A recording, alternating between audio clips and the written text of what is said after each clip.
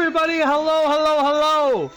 Welcome in to the EA Studios. My name is Colin Spence, and we have a very good show for you tonight. Welcome in to the Game Time Podcast. Again, I'm your host, Colin Spence. We will bring in my alternate host there in Megan Fitzpatrick. And guys, it's that time of year. The season is done. It's wind down. We didn't get the pleasure of getting the last few games in, just due to work schedules and everything like that. We didn't get the pleasure of calling some of the last couple of games of the season, but the season is now over. And now it's time for what we've all been waiting for. Excuse me, and that is the pre-playoff show. So, tonight, that's what we're going to do. It's Friday. There's no hockey on tonight as we gear up for the playoffs tomorrow. So, with that being said, our playoff series are as followed. Over in the East, the Columbus Blue Jackets take on the Washington Capitals. The New York Rangers play against the Toronto Maple Leafs. The Florida Panthers take on the Tampa Bay Lightning. And the Buffalo Sabres take on the Pittsburgh Penguins. Over in the West, the big matchup of the first round that no one really wanted to see, but it's going to be exciting to see. It's the Dallas Stars and it's the Colorado Avalanche going back-to-back, head-to-head against each other. The Winnipeg Jets and the Utah Mammoth, who get into the postseason, play against each other in a first-round matchup. The Vegas Golden Knights and the Anaheim Ducks take each other on in the postseason. And then the final series to wrap up our postseason, the Seattle Kraken against the St. Louis Blues. So, of to note, Edmonton Oilers did not get in. Of to note, the Montreal Canadiens did not get in. Those are two teams that were looking to gain entry into the playoffs at the final couple games of the season, and that didn't happen. So, how didn't that happen, guys? Well, let's go through it. Let's go through the entire league to start. Okay, so this time we will bring Megan in. Megan, hello, welcome to the show. How are you doing today? Hey, I'm doing really well, thank you. Super excited to be here. How about you? How's everything going on your end? Things are good, Megan. The NHL regular season is done. It's gone. It's in the past. We have a couple of teams in the playoffs. And I was telling our viewers just before you joined in here, Megan, that this season has been great. There's been lots of highs, lots of lows in our season. But this is the first time I've done a simulation on the NHL video game here and on a streaming platform like Twitch, like YouTube, like Flow Hockey, where we do a full simulation of the 82-game season. And for some of you that are kind of looking, going, you can do a simulation every time, this is the first time Megan and I have sat down. We've televised broadcasts of games. Megan and I have done pregame show after pregame show, postgame after postgame, mid-season updates, monthly updates, and now a pre-playoff podcast show here on our channel. And when I talk about our simulation, Megan, you can jump in here. Every night there was a playoff game. We would throw every night there was a regular season game. Sorry, not a playoff game. There would be 6 games scheduled on a Thursday night in October. And we would put them in a blender in a random wheel, and we would spin it and see what game we get to televise. A lot of teams got their games televised. Some teams really weren't on the network. It was just kind of a whatever. And at the end of the season, when the season was wrapping up and the playoff race was tight, some people wanted to see other teams more than others, and we tried to get those teams on the network. The big thing that we wanted to see here on our channel was if the simulation works, play it on All-Star, play it the way we could. We play as a team, heads or tails, home or away, and see if our playoff bracket matches up with the IRL playoff bracket. And that is something that, we were interested in, and I can confidently say our playoff bracket is different. It is absolutely not the same. as the regular NHL Stanley Cup playoffs that will be starting on Saturday as well. So that being said, we will be still live streaming. Obviously, that's what we set out to do. But our playoffs still go the way that they have to go. So with that being said, Megan, what do you have for us after our postseason? Yeah, absolutely. I mean, first off, I'm super stoked with how the whole thing played out. It's been a wild ride. So postseason, I think what we want to do is maybe dive deeper into those teams that surprised us. The dark horses, those teams that maybe didn't get the play-in time they deserved. And of course, I think we really need to break down, some of the bigger star performances, like who's stepping up, who's fading, especially ahead of free agency. So I'm pumped to get into that, and I think we'll keep the energy high for our viewers too. Alrighty, so first things first. Let's go over who won our regular season. Yeah, for sure. So at the end of the regular season, it was actually the Boston Bruins who clinched the top spot. Okay, no, you're talking about a random simulation that we did off air. So the Buffalo Sabres clinched top spot in the league with 106 points. The Winnipeg Jets were right behind them with 105, and the Panthers finished with 103. Dallas and Tampa tied with 102, and then Colorado with 101. So very tight race for the President Trophy winners, but the President Trophy winners are the Buffalo Sabres in our simulation, and then IRL, the President Trophy winners were the Colorado Avalanche. Megan, talk a little bit about the difference of those two teams and why Buffalo was the winner of our simulation and not Colorado.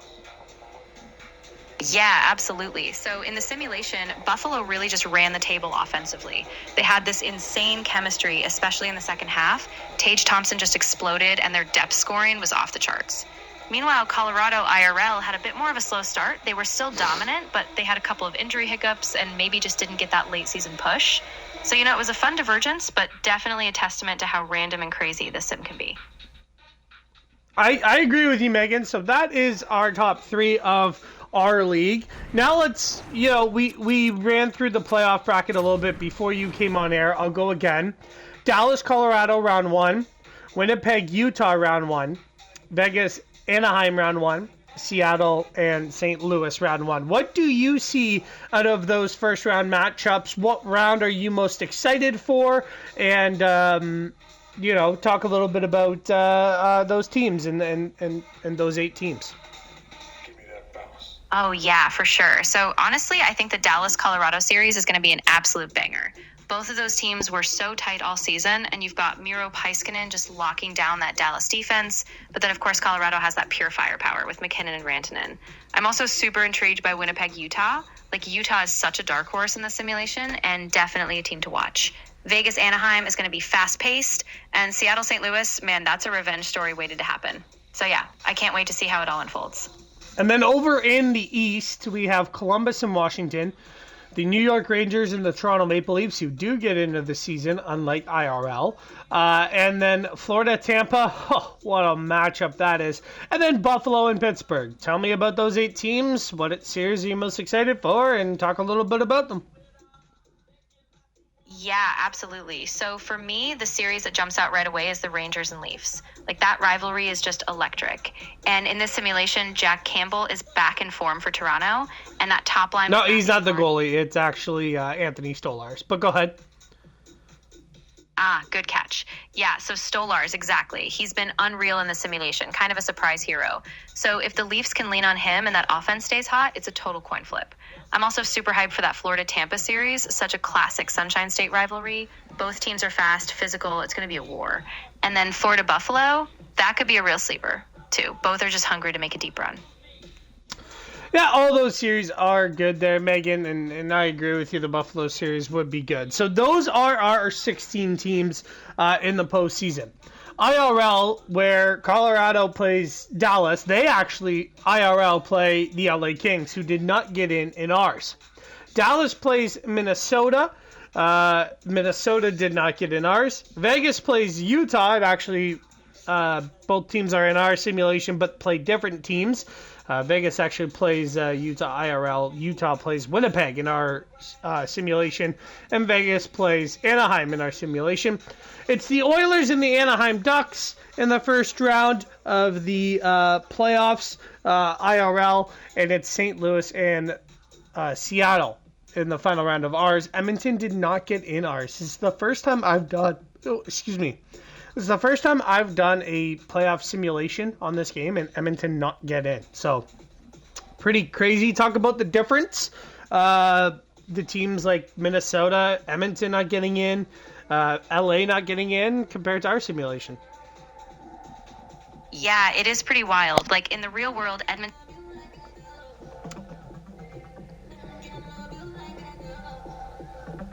Oh, I think we lost Megan. Megan, talk about the difference. Gotcha. Yeah, no problem. So just to finish that thought, the big difference really is that Buffalo leaned on a super balanced attack, whereas Colorado IRL kind of rode that top line. So just all right, Megan. So over in the East, Buffalo plays Boston. Boston did not get in our simulation. Buffalo did. Buffalo's playing Pittsburgh. Tampa plays Montreal IRL. Tampa plays Florida, who didn't get in IRL but did get in our simulation. Talk about those series and how they're different.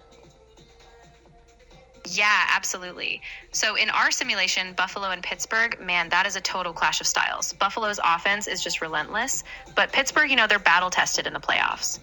And then Tampa and Montreal, it's such a different matchup, too. Tampa's got that playoff pedigree, but Montreal's scrappy, so they could really steal some games. It's a cool contrast from what we saw IRL, and I think it makes for a really unpredictable East bracket. So Tampa and Florida are what is in our simulation. Carolina plays Ottawa, two teams that are not even in our simulation. I guess you could say those two teams... in our simulation, instead of Carolina and Ottawa, we have New York and Toronto. Talk a little bit about that. Yeah, for sure. So in our simulation, the Rangers and Leafs got that extra push. New York really came alive late in the season, and Toronto obviously found a way in, even with all that pressure. So, it kind of shakes up the dynamic. Carolina and Ottawa, IRL, were solid teams, but I think the spark here is just that Toronto-New York rivalry. Two massive markets, so that series is going to be absolutely electric. You gotta love having an original six battle in the postseason. It's gonna be so good there at MSG and at Scotiabank Arena. And then the final series over in the East, IRL, is the Pittsburgh Penguins and the Philadelphia Flyers. Philly did not get in, so we have Columbus and Washington as our final bracket, as Pittsburgh takes on Buffalo in the other one. Talk a little bit about how Philadelphia didn't get in our playoff bracket, and how Columbus and Washington did. Yeah, it's kind of wild. Philly had a really tough stretch late in the season, and they just couldn't hang on. Meanwhile, Columbus and Washington really surged. Columbus got some unexpected goaltending, and Washington just pulled off a bunch of gritty wins. So it's a bit of a shakeup, but I think that series, Columbus versus Washington, could be super underrated. And, Pittsburgh Buffalo, that's a classic heavyweight fight. So we're in for some real fireworks on both sides of the bracket. I agree. So Saturday is when we start our playoffs. Same with IRL. It's playoff hockey finally coming. It's been, I feel like the last month has been so long. Like April just kept dragging and dragging and dragging, and we are just waiting for that playoff start. So our playoff starts Saturday. It's Friday. It's playoff eve tonight. On Saturday, the Pittsburgh Penguins and the Buffalo Sabres will take each other on at 3 p.m. in Buffalo to start the playoffs. Then Toronto plays New York. And then we have a Seattle and St. Louis game, and then Utah and Winnipeg wrap us up at the end of the night. And then on Sunday, it's the Columbus Blue Jackets and the Washington Capitals kicking things off at 2 p.m. Central and Eastern Time. Tampa Bay Lightning take on the Florida Panthers at 7. The Dallas Stars and the Colorado Avalanche take each other out at 8. And then at 10 p.m., Vegas and Anaheim will play each other. So that is how the first 2 days of the playoffs will go for us. Megan, talk a little bit about our first 2 days of the postseason. Yeah, I mean, this is going to be such a ride. Saturday is just going to be electric. Starting off with that Penguins-Sabres game, like the energy in Buffalo is going to be wild. And then Leafs-Rangers right after, MSG is going to be packed. I think Sunday is going to be just as intense. Columbus and Washington, it's a day game, but that rivalry is going to be so heated. And then Tampa, Florida's prime time, and Dallas, Colorado, that's going to be a late night thriller. So yeah, I think we're in for some absolute classics right from the start. So are you staying up for the late games? Are you going to be catching all of them? I know you and I have pregame shows throughout the postseason. So what series are you hoping to do with myself, or what series are you hoping James Cybulski and Cheryl Pounder do? Yeah, I'm definitely going to stay up for those late games. How could I not? I think for me, I really want to dive into that Dallas-Colorado series with you. There's so much potential there. And if James and Cheryl take the Tampa-Florida series, I think that's going to be a perfect fit. So much drama, and the fan bases are going to be all in. But yeah, I'm super excited. We've got a great lineup coming up. I agree with you. I do. Oh my Awesome. goodness. Everything is falling all over the studio right now. I haven't really looked at the schedule yet. That is something that we will do at some point here today. But I don't know what games we have. I know for sure they're going to put us on the Toronto-New York series. Maybe the Pitt and Buffalo one. Maybe James and Cheryl will take Utah and St. Louis. And then on the other side, maybe we get Tampa and Dallas, or we get Columbus, Dallas. I'm not sure what one we get yet, but we'll have to have a little chat there later today. Yeah, totally. Once the official schedule drops, we'll just huddle up and figure out which games we're locking in. I think both of those big matchups, Toronto, New York, and Pittsburgh, Buffalo, are going to be must-watch. So we'll make sure we get at least one of them. And yeah, we'll nail down all the logistics later today. Yeah, it'll be a good one when we meet with James Cybulski and Cheryl Pounder for our pregame discussions and what the network decides us to do or not do. Megan, let's take a short break here on our podcast, and we will get back with our playoff predictions. We'll go through the regular season and all what the regular season has to have. We'll go over some player stats, some team stats. We'll dive deeper into how these teams came into the playoffs. And then during our second half of our first hour, we will dive into our playoff predictions of the East. We'll take a break after that, and then we'll dive into our playoff predictions of the West. And then I think we should be good to go here today. But for now, let's take a short break, and we will be right back with lots more hockey talk here on the Game Day Podcast. On the Twitch TV network, the YouTubes, and Flow Hockey, and the rest of the NHL streaming platform. Stay tuned. We got lots of hockey left. We'll be back after this. Exactly. We'll keep the momentum going once we come back, so everyone grab a quick break, and we'll dive into those stats, team trends, and predictions. Stay tuned. This is going to be a blast.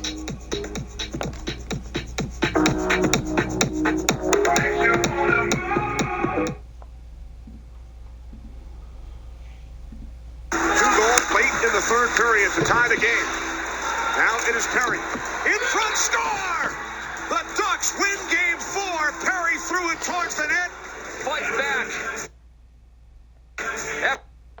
When you earn points on everyday purchases with CIBC Aventure Infinite, you get flexible redemption on car rentals, flights, hotels, and more through CIBC by Expedia.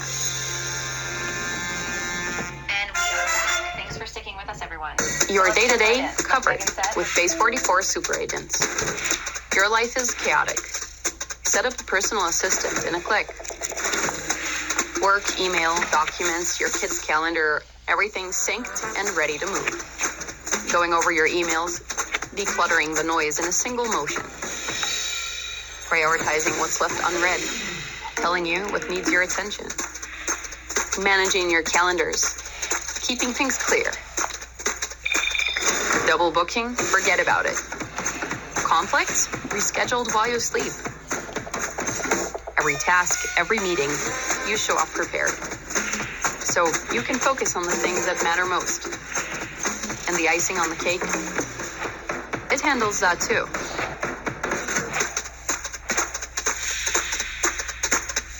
Your super agent is waiting. Base 44 Super Agents.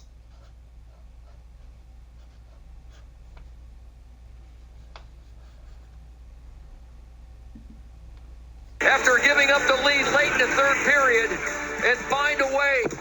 The shot, the deflection. That one came off Stallberg. It's Schultz working it back in deep. Fresh from the bench, it's Crosby. Crosby on Kunitz and shot. Penguins win it, and they go to the final. Chris Kunitz with the second of the game. Fresh legs by Crosby, and a bunch of happy humans here in Pittsburgh. Unable to get a stick on it. Panarin's got it for the Blue Jackets. Down the left wing and across the line. Panarin trying to cut in. Scores! Game winner in overtime. What a goal by Panarin. Panarin picking up where he left off during the regular season. Game-winning goal. And Neal away with Haula. Tuck wants the puck, is on the left side, but in. Haula scores! Eric Haula says good night. 23 of the second overtime period. And Eric Haula. Anderson picks it up at the goal line. Throws it across the goal line. Here's Werenski off the point. Werenski looks for some open ice. Scores! Matt Calvert! Jackets go up 2-0 in the series. Matt Calvert as the Jackets jump off the bench and into a huge mob in the far corner. He would love to make tonight the night. Smith-Pelly on the feed. Connolly fires. Rebound doorstep. It's in! The Washington Capitals have hope swinging back in their favor. A double OT decision. Awesomeness. Rebound. Oshie crashed the net. It's picked up by Stevenson. A centering pass to the point. Orlov scores! Nick Backstrom! Orlov shot! Tipped in! I got 2 words for you. Burns will get it. Now LeBanc. He'll delay all the way across. A chance. They score! Logan Couture wins it in double overtime. What a pass from LeBanc. Couture settles it and beats Fleury. And Martin Jones, the reaction. And Woods, but down the road. And away goes Smith with Fiala. across Fiala! Score! What patience by Fiala to not just shoot that puck forward in his NHL career.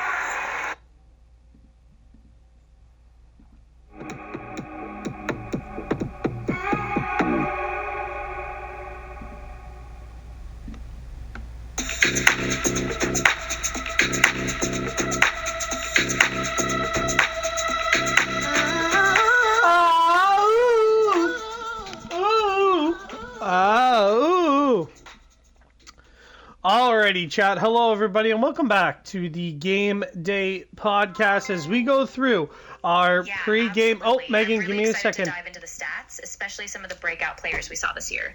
And once we get through the regular season recap, we'll really hone in on those bracket picks. So yeah, I'm pumped. All right, Megan, I'm glad you are pumped. Hello, everybody. Welcome back inside the studios. My name is Colin Spence. I do have Megan alongside with me. Let's go through a little bit of the regular season stats. We start at the Pacific Division.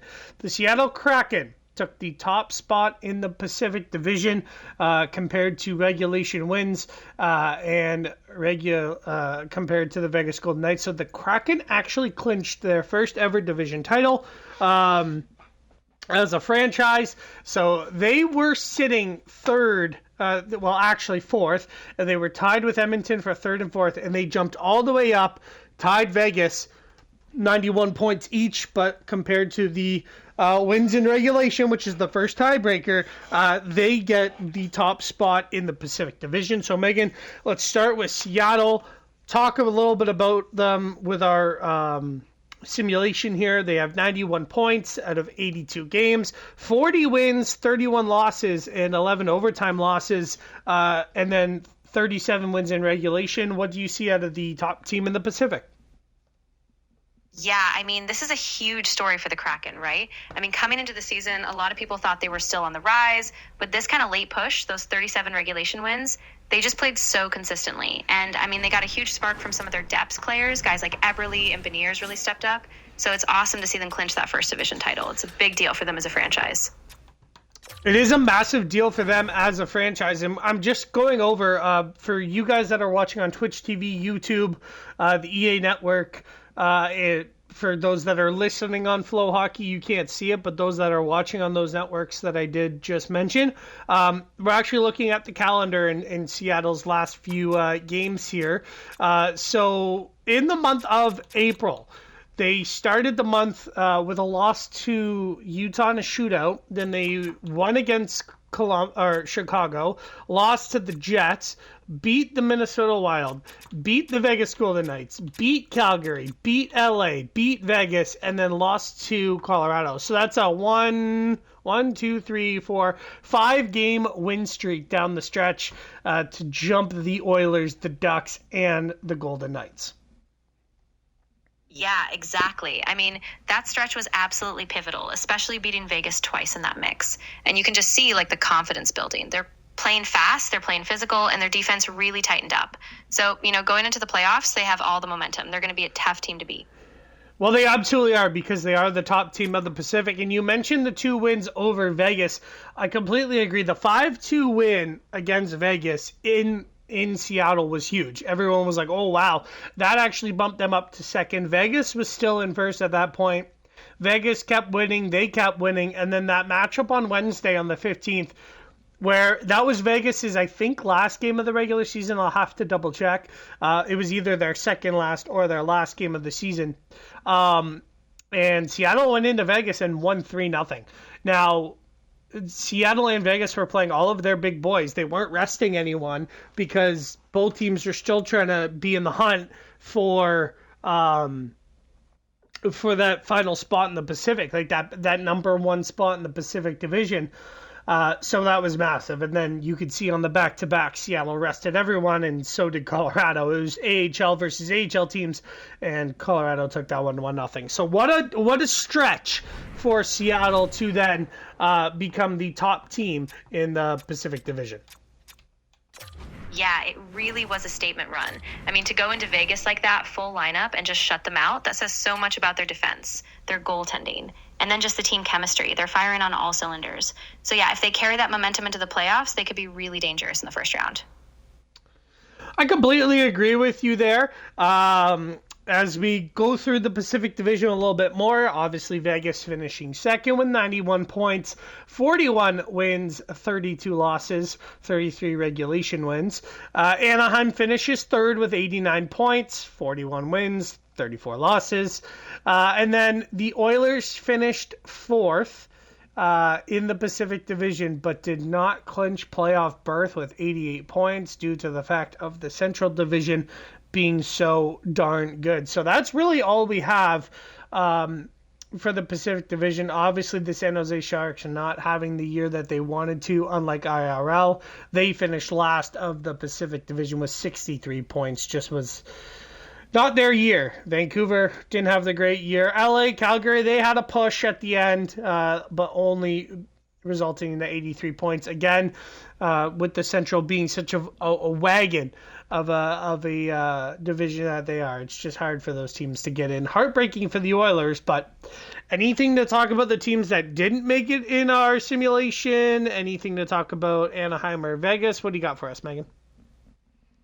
Yeah, I think the big thing with Anaheim is, they kind of had a surprise year, right?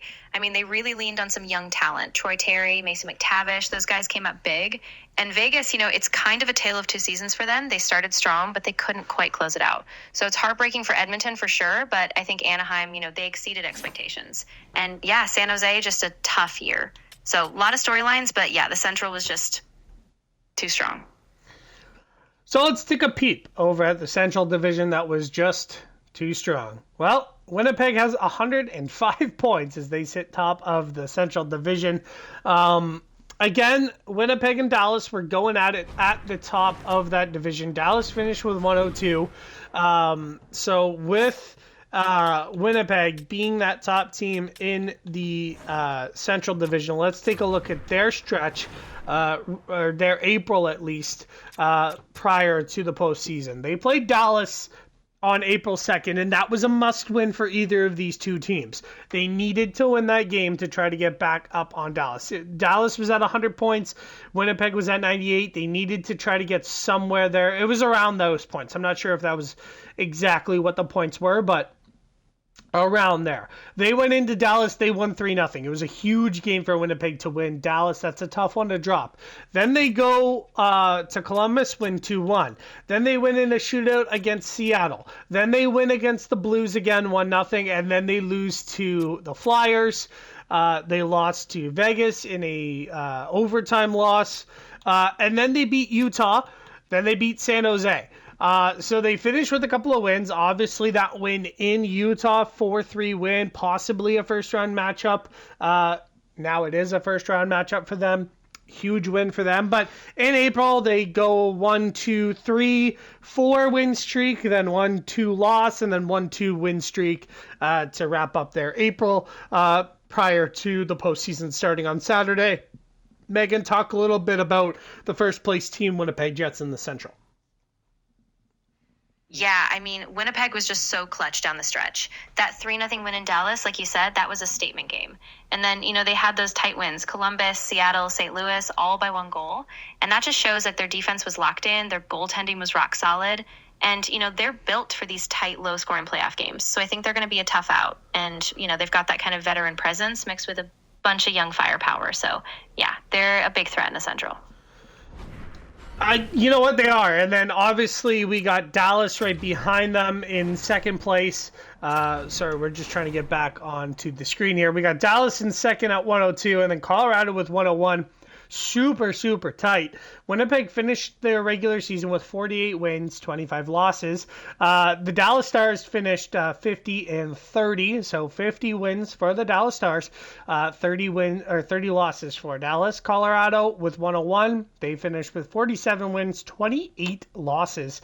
And then St. Louis gets the 4th spot in the Central with 99 points, and that is what I'm talking about with the difference of the Edmonton Oilers. Look at St. Louis's points with 99, and then look at Utah, who grabs that last spot in the wild card race with 98 points.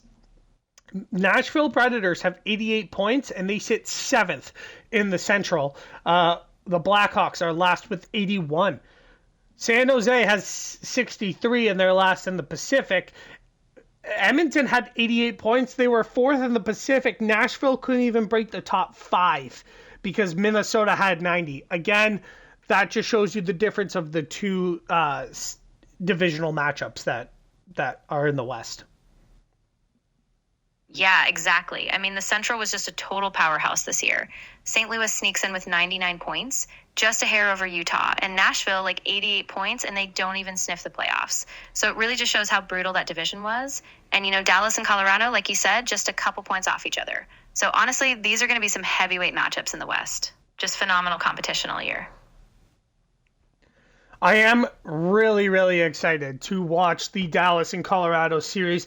Literally 1 point is the difference between Dallas and Colorado, is literally for home ice between those two teams. It sucks that one of those two teams will be eliminated, but what a series that will be.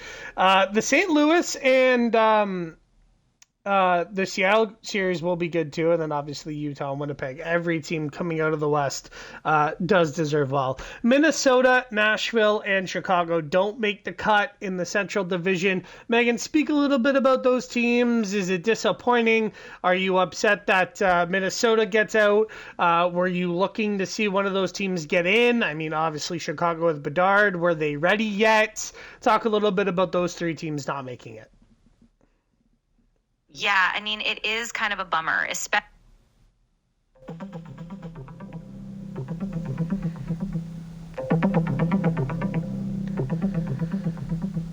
So here's how it played out. Nashville and Chicago both missed the playoffs in 2026. Nashville struggled with a rough start and shaky defense, and Chicago just couldn't get their scoring going. On the other hand, Minnesota did make the playoffs, finishing third. That's IRL, though. That's not our simulation. But anyway, yeah, Megan, it sucks, and that's a tough outing for the Minnesota Wild. So those are our two divisions over in the West. Let's flip over to the East and talk about our simulation. All right, Megan? Yeah, absolutely. Okay. So let me just clear up some stuff here. This podcast is brought to you by Molson. Everyone in Molson has been a proud sponsor of the Game Time podcast for a couple of years now. They've also been a proud sponsor of our streams here on Twitch TV, the EA Network, Flow Hockey, I'm here and ready to help. What's on your mind today? And everything else. Hey, Megan, it's me. We're going to talk about our simulation today. Just wanted to refresh you a little bit. We're going to break down the Atlantic Division, okay? Oh, absolutely. I'm all set. So we'll dive into the Atlantic Division, break down each team's performance, maybe touch on some playoff implications. Sound good? Anything specific you want to focus on first? So obviously, Megan, we were talking about, prior to that commercial break there, we were talking about our simulation, how we simulated the regular season, and we are going to be simulating the playoffs. So ours is a little bit different than IRL. We're just about to go over the Atlantic teams and what they placed and who's going to make the playoffs. Yeah, exactly. So in our simulation, we've got some shakeups. I mean, the standings look a bit different. Boston, Toronto, and Tampa still top contenders, but a few surprises in there. So once we go team by team, we can break down how they got their playoff spots or didn't. Alrighty, so I think she meant to say Buffalo, not Boston, but anyway, we will proceed. Buffalo finished, like I said, they were the President Trophy winners with 106 points. They finished top of the Atlantic with 106, 50 regulation wins, 26 losses, and 42 of those were regulation wins. Talk a little bit about how Buffalo makes the top of the Atlantic. Talk a little bit about their season and how they became the best team in the Atlantic. Oh, yeah, for sure. Buffalo really had a breakout year. I mean, their deck scoring was off the charts. Tage Thompson, Dylan Cozens, they both took huge steps forward. And their defensive core really clicked, especially with Rasmus Dahlin leading the charge. Plus, goaltending. I mean, Ukko-Pekka Luukkonen really stabilized their net, and that combo was just lights out all season. So, top of the Atlantic, and honestly, super deserved. So, for every first place team of the division, we're going to go over their month of April and how they got there. Buffalo was kind of on top of the Atlantic for some time. It was actually Tampa and Florida chasing them for a while. Their last month of April, pretty standard. They actually rested quite a bit of people for the postseason as they clinched early in April. They started off April against the Ottawa Senators with an 8-4 win, beat Washington, so in Washington, a 2-game win streak. Then they fly over to back home to Buffalo, who they played Tampa, lost in a shootout. Then went to New York, lost. Played Columbus at home, won. Played Chicago in Chicago, lost, and then beat Dallas, which was a good win for their AHL guys that they were playing, and now they're in the postseason against the Penguins. So not the most exhilarating April for the Buffalo Sabres. Couple wins, couple losses, nothing too crazy. But, I mean, they're the first place team. They sit a lot of guys to rest them for their first postseason debut, and I'm sure the KeyBank Center will be rocking come Saturday afternoon. Yeah, absolutely. I mean, even though their April was kind of chill, that early clinch gave them a huge advantage. So you could see it. Like, the veterans got rest, they kept the tempo, and now they're going in fresh. And yeah, that crowd is going to be insane.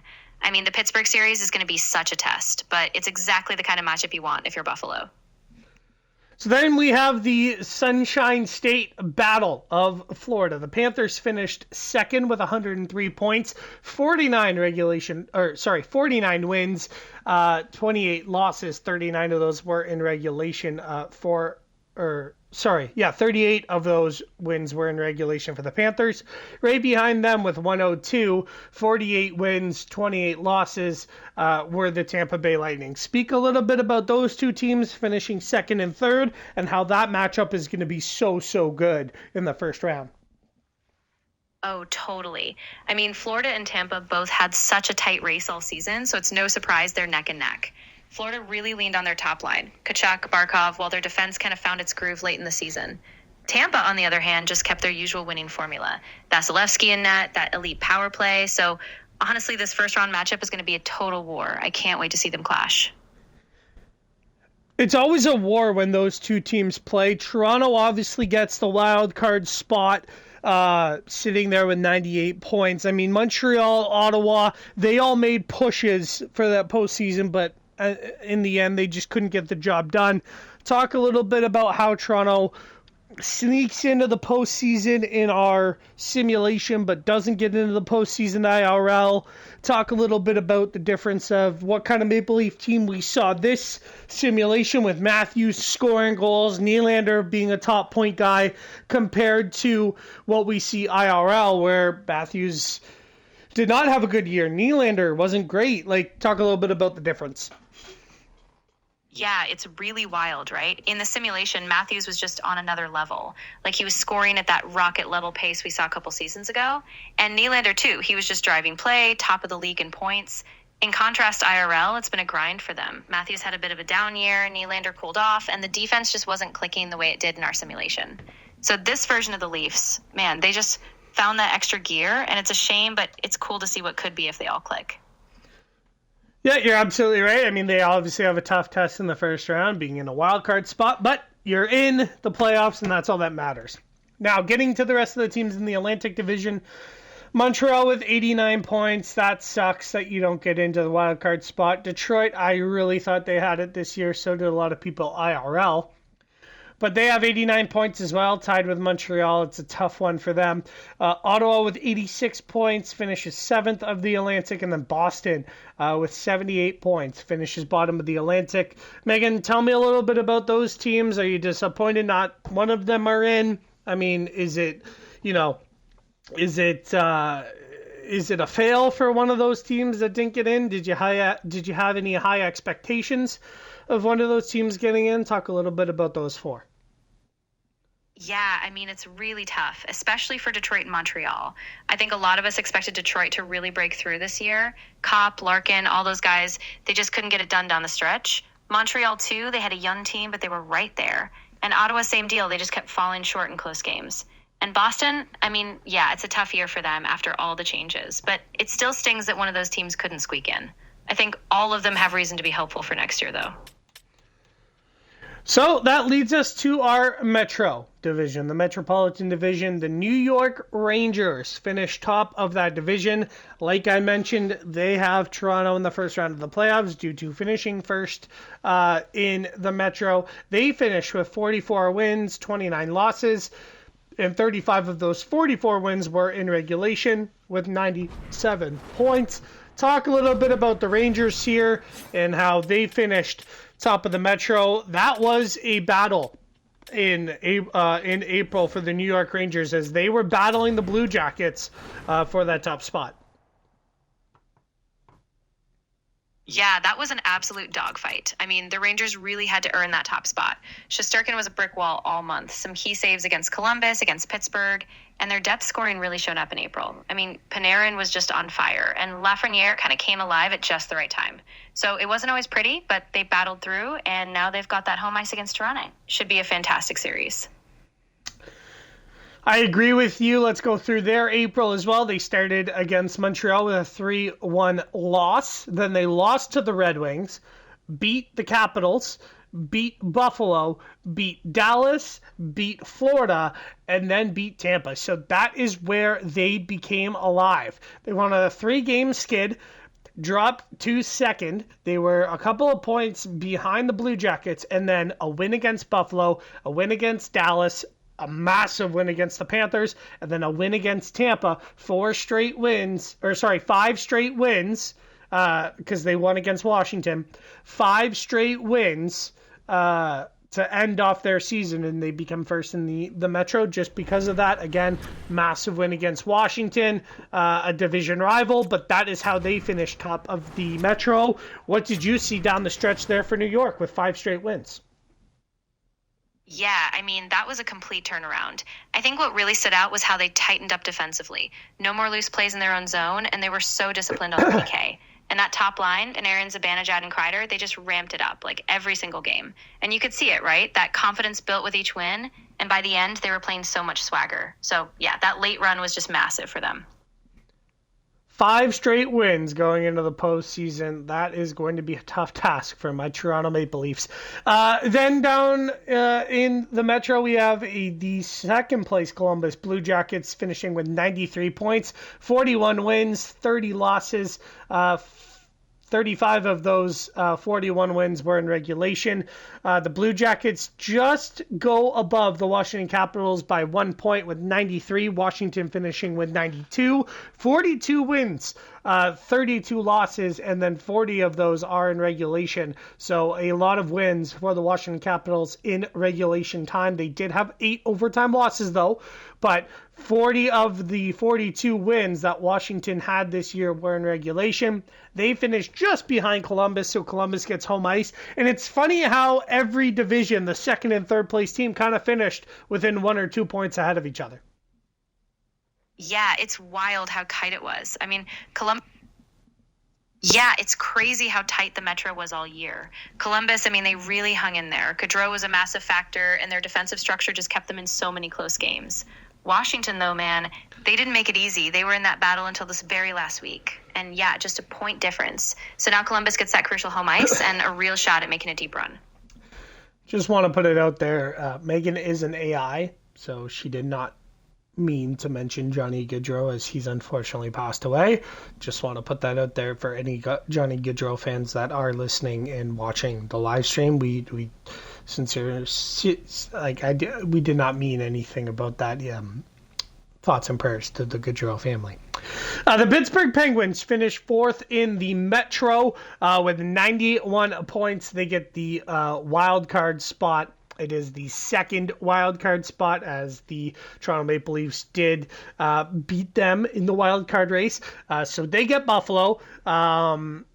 They get Buffalo, and it's a big task for the Penguins. They have 41 regulation wins, 32 losses.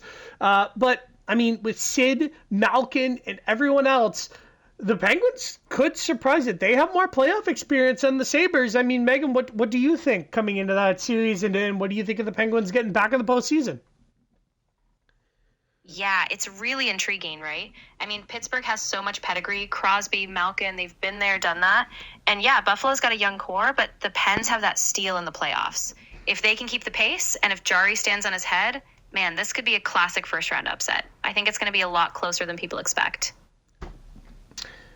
I do too, and obviously we'll get into our pre-playoff picks, and we'll dive through our series there in the second half of our first hour. The New York Islanders missed the playoffs again. They finished with 84 points. Right behind them, the Devils with 82. Philly with 78 points, and then Carolina, a shocking result for them. 69 points, just couldn't get any wins going. This year just kept losing. Injuries really affected Carolina in our simulation. We did a few of their games. They were one of the teams that didn't really get a lot of airtime with them and Philly. Just with the random wheel, it just would never land on them. But injuries really did affect them. The couple games that were aired on the network, a lot of their youngsters from the AHL were playing up there because of injuries, so that really, really sucks. The Frederik Andersen injury hurt them in the year, and same with the Seth Jarvis injury as well. Same with the Nikolai Ehlers injury. That one's tough. So sucks for Carolina. Out of those 4 teams, New York Islanders, the Devils, Flyers, and Hurricanes that didn't make our postseason in our simulation, Megan, is it a fail for any of those teams that didn't make it? Talk a little bit about those teams and why they didn't make it. Yeah, I mean, I think Carolina's the biggest disappointment for sure. With all that talent and the expectations, they were a top team last year, and injuries derailed them. New York, I think, is another one that could feel really frustrated. They just couldn't get consistent goal scoring. The Devils had some flashes, but they were kind of up and down, and Philly, honestly, was just a lost season for them. So I think Carolina, though, biggest letdown for sure, just with how much they could have been. And that will wrap up the Metropolitan Division. That will wrap up our breakdown of the league. That is every team in every conference, again, in the entire league. Let's go to the bottom 5 because, I mean, it does mean something. Obviously, IRL, the Leafs. As a Leaf fan, we get into the bottom 5. But San Jose finished at the bottom of the league, so they would technically, if we were to be in GM mode, or if we were to do this again next year with these with these teams. The San Jose Sharks would get the best odds in the NHL draft, then Carolina, then Vancouver, Philly, and Boston would round up the bottom 5 teams of the league. Anything to say about that one there, Megan? Yeah, I mean, that bottom 5 is really telling, right? San Jose, I mean, it's been a slow rebuild, but this is rock bottom for them. Carolina, obviously just a disaster with all the injuries. Vancouver, Philly, Boston, yeah, all teams that had expectations, but just couldn't get traction. So it's a big off season for all of them. If you're a GM, it's really about building for that top pick and just trying to get a cornerstone out of this draft. I think Gavin McKenna would look really good with Macklin, Celebrini, and Will Smith. But again, that's just if we were simulating the draft. So that is that's the team stats, and that little segment there of a breakdown of the regular season was brought to you by Base 44. Start building, and with the help of AI and our Megan, start building your apps and how you want them at Base 44. Your super agent is waiting for you, so please go on to base44.com, that's BASE44.com, and start building with your super agent. When we come back, we will have a breakdown of the stats of the players and a little bit more on the regular season. We will go over the top goal scorer of the year. We will go over everything else that we need to go over prior to our playoff picks. So stay tuned. We will be back in just a short moment here on the Game Day podcast. Thanks for listening, everyone. We'll be right back at you, okay? And now Neal. William Karlsson has Rudy's in. He scores! William Karlsson wins this one in overtime. James Neal, who had just hit the bar just prior to that, sets up For Yanni Cord, leaving it for Killorn. Killorn swings one in front. Score! The Lightning win in overtime. Girardi in front. Killorn set the puck on goal. Tampa Bay leads the series 3-1. Killorn just gonna. Both check away, and now the counter. Here come the Caps. Kuznetsov gets loose. Evgeny coming down the middle. A shot, and it comes in over. He scores! He scores! Evgeny Kuznetsov wins it for Washington! It's off to the third round! The Demons have been exercised! Picked up by Barzell. Emily cutting for the net. Barzell holds. Backhand shot.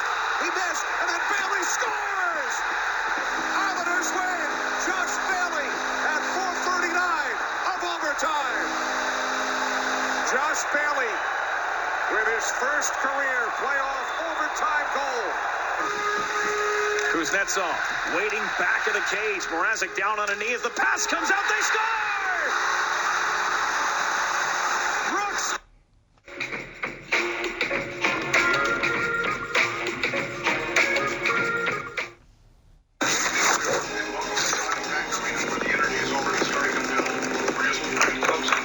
Enjoy the game at the game with free tickets from Scotia Perks.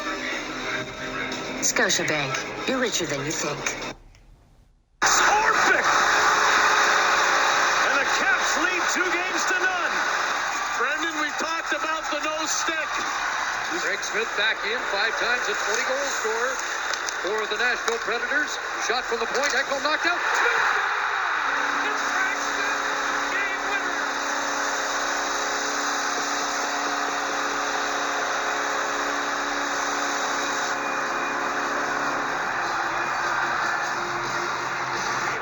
Headman pass right to it. Feeds it ahead. McKinnon racing and shoots and scores! Nathan McKinnon! The game-winning overtime goal as he rips it past the glove hand of Smith, and he rips it home clean. Blake Wheeler coming in, cuts back, follow up, shot saved by Bennington. Out in front, they score!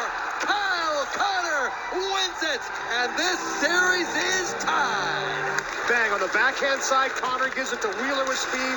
The stop up. It's Scheifele with the first shot. A little tap pass to Connor, who funnels himself to the right spot. Now brought up by Landeskog. In comes Landeskog. For Soderberg. President shot. Mikko Rantanen, the overtime winner. And the Avalanche have come all the way back.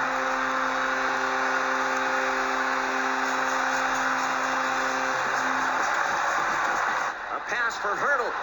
Tomas Hurdle shorthanded, shoots, and scores! Tomas Hurdle hits the jackpot! Tomas Hurdle wins in the second overtime with a shorthanded goal! A pile of players are surrounding Tomas Hurdle. Dropped. Radulov. Across. Klingberg shoots. He scores! John Klingberg sends the Stars to the second round.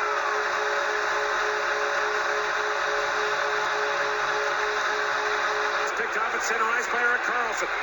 In he comes. Straight to the head. Good right along.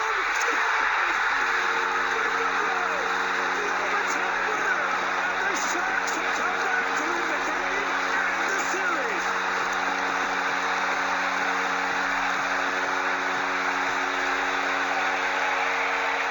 Wilson couldn't get his stick on the puck. Hurricanes keep it alive. Williams towards the net. Score! They score! Hey, what do you say? The Canes win in overtime. It is seventh heaven. Heinen able to go onside here. Dishes across Johansson. Score!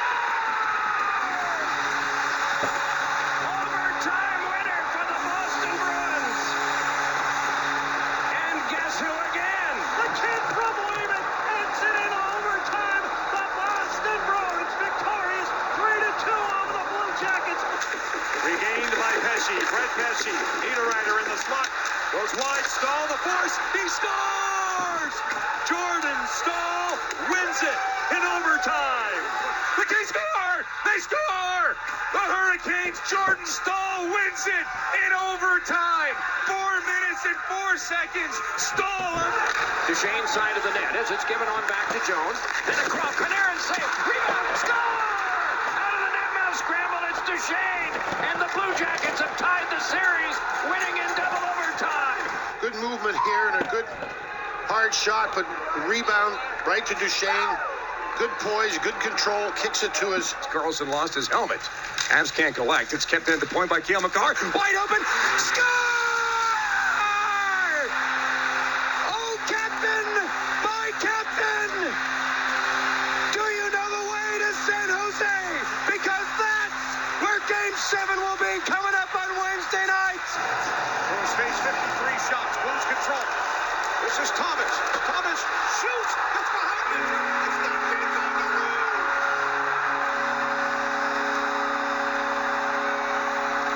It's the St. Louisan, Pat Maroon. Bring out the Zamboni. Pat Maroon just put the city on his shoulders. Here comes Meyer down the right side. Timo Meyer with a shot. That did not make it through. Now Nyquist drops it off. Score! Erik Karlsson wins it for the Sharks. In overtime, they lead the series 2-1. They're going to talk it over. That's what Binnington was, and I thought it was. They've got Sundqvist set up at the opposite circle. Across the Gunnarsson, he scores! The Blues win it in overtime and have evened the series. He scores! Boom, boom, Gunnarsson! This is the puck. Deneau to Gallagher in off the wing. Tried to hook the puck in front. It was blocked. In comes Petrie. He scores!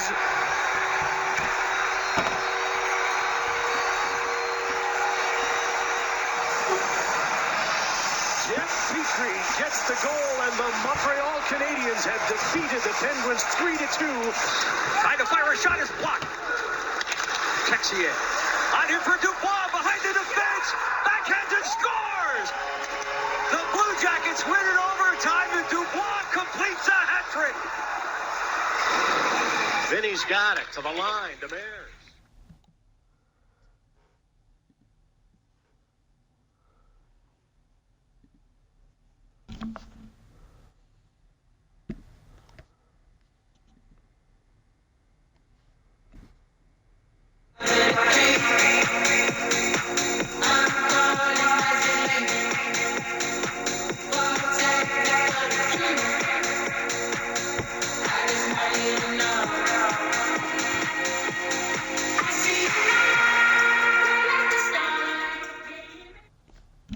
everybody, and welcome back to our podcast here. We are live on our second hour. It's the second hour of the Game Day podcast with myself, Colin Spence, and as well as Megan Fitzpatrick. Megan, we bring you back in. It's the second hour. It's time to talk a little bit about the regular season players, and then we'll break down our Eastern Conference playoff matchups. Are you ready to go? Oh, absolutely, Colin. I'm really ready. I mean, we've gone through the whole regular season picture, so now it's all about dissecting those early round matchups. I can't wait to break down the East and see which teams have the edge. So let's do it. So, before we get into the East, this segment is brought to you by Scotiabank. Bank your way at Scotiabank today. So, just wanted to get that out of the way. Here we go. Out of the entire league, William Nylander finished with 114 points. He is the highest point getter in the league. 36 goals for him, 78 assists with 114 points in 82 games. And then right behind him, his buddy Austin Matthews. 61 goals. Matthews finally gets back in the Rocket Richard race. He's not going to win it, if you can believe that, with 61 goals. It's unbelievable, and we'll get there. 61 goals, 52 assists with 113 points. And this is why he won't win the Rocket Richard. Not this player, but this is why, because Nikita Kucherov is right behind him to round up our top three with 68 goals. He will also not win the Rocket Richard Trophy.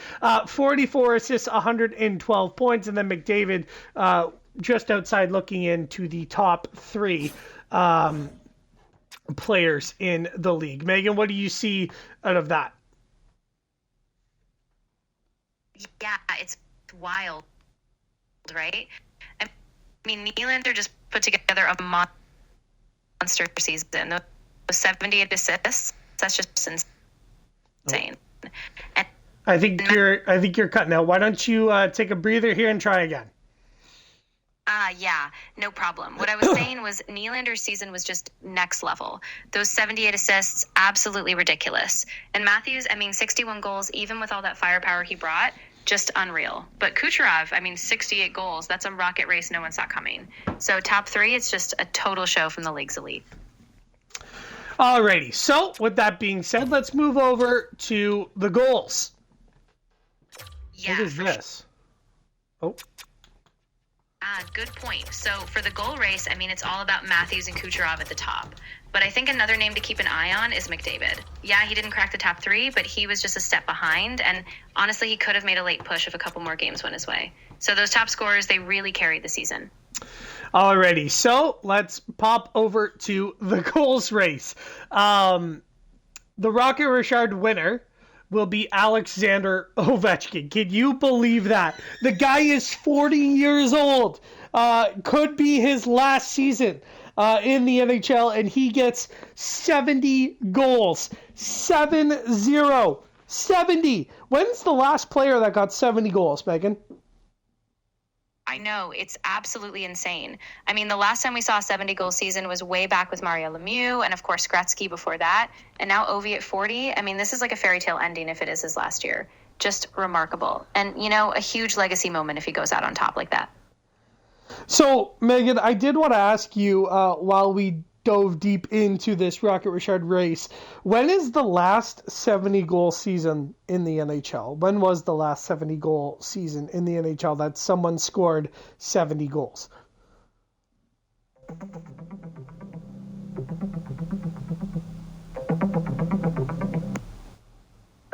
Last time. Oh, Megan, you're cutting out again. Take a breather and try again.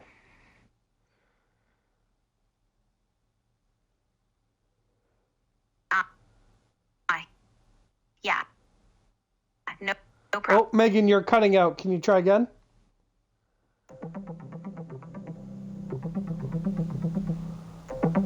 The last time a player scored 70 or more goals in a single NHL season was back in 1992-93, when both Alexander McGillney and Timo Selänne each hit 76 goals. So it's been over 30 years since anyone reached that 70-goal mark, which really shows how rare that feat is today. And his 70th goal came in overtime against the Pittsburgh Penguins. So what a story for Mr. Alexander Ovechkin, who will receive the Hart Ross Trophy.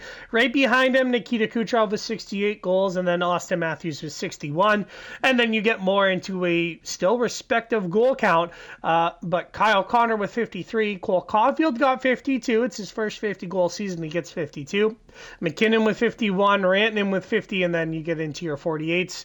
A surprise one there, David Pastrnak with 47 and Kaprizov with 48. But actually, Rantanen with 50 is surprising. But talk a little bit about that list there. Yeah, that list is absolutely stacked, right? I mean, Ovi at 70, that's a storybook moment. And Kucherov with 68, just unreal. Matthews at 61, that's a rocket race we didn't expect. And then honestly, Kyle Connor and Cole Caulfield hitting 50, those are total breakout seasons. And Rantanen hitting 50 as well, yeah, that's a reminder how deep the talent pool is this year. So just a phenomenal goal-scoring season all around. And now we'll break into the defense. So the defensemen, we'll go over a little bit about them. When you're talking about defensemen, and you're in the NHL and you're talking about we need a good defenseman in the NHL, are you looking more, Megan, for yourself personally?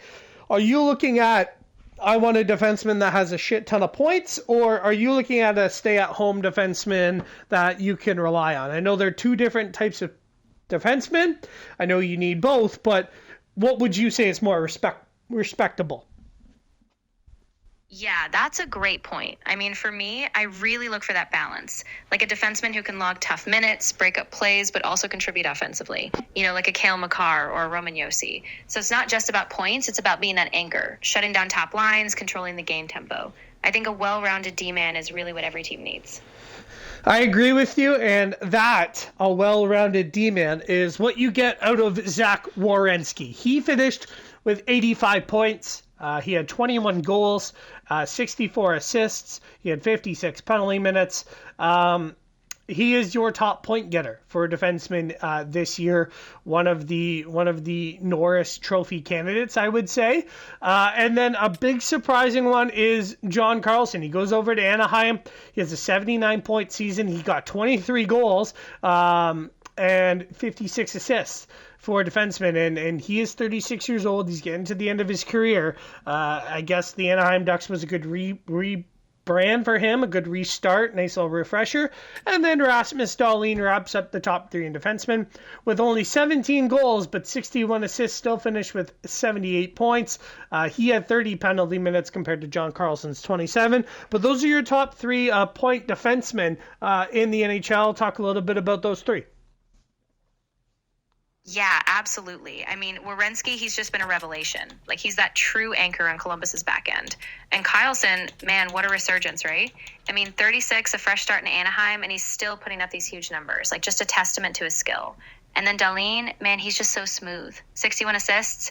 It's almost like he's running the offense from the blue line. So top three, really well-deserved, and it's a really fun race to watch. I'm just, the other thing is I'm looking at the games played, right? Like 82 for Carlson and Werenski. Then Dahlin, obviously some injuries happened with him. He only played 78 games. Morrissey with 82. Riley only played 69 games. Like, Riley was out for a lot of the season. Hughes played 77. Dunn played 82. Fox played 76. Bouchard with 80. Makar was injured for a game. Didn't have the best season.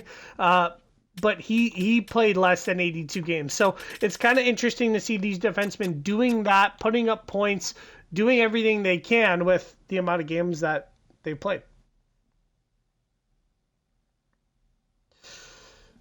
Oh, I thought Megan was going to say something. I guess not. Megan, let's jump over to goals for defensemen. Roman Josi and John Carlson, both with 23 rips from the blue line. They both played a full season, 82 games. What can you talk about Roman Josi and John Carlson? Unfortunately, Josi doesn't get in. Carlson does get into the postseason. But what do you see so far with those two?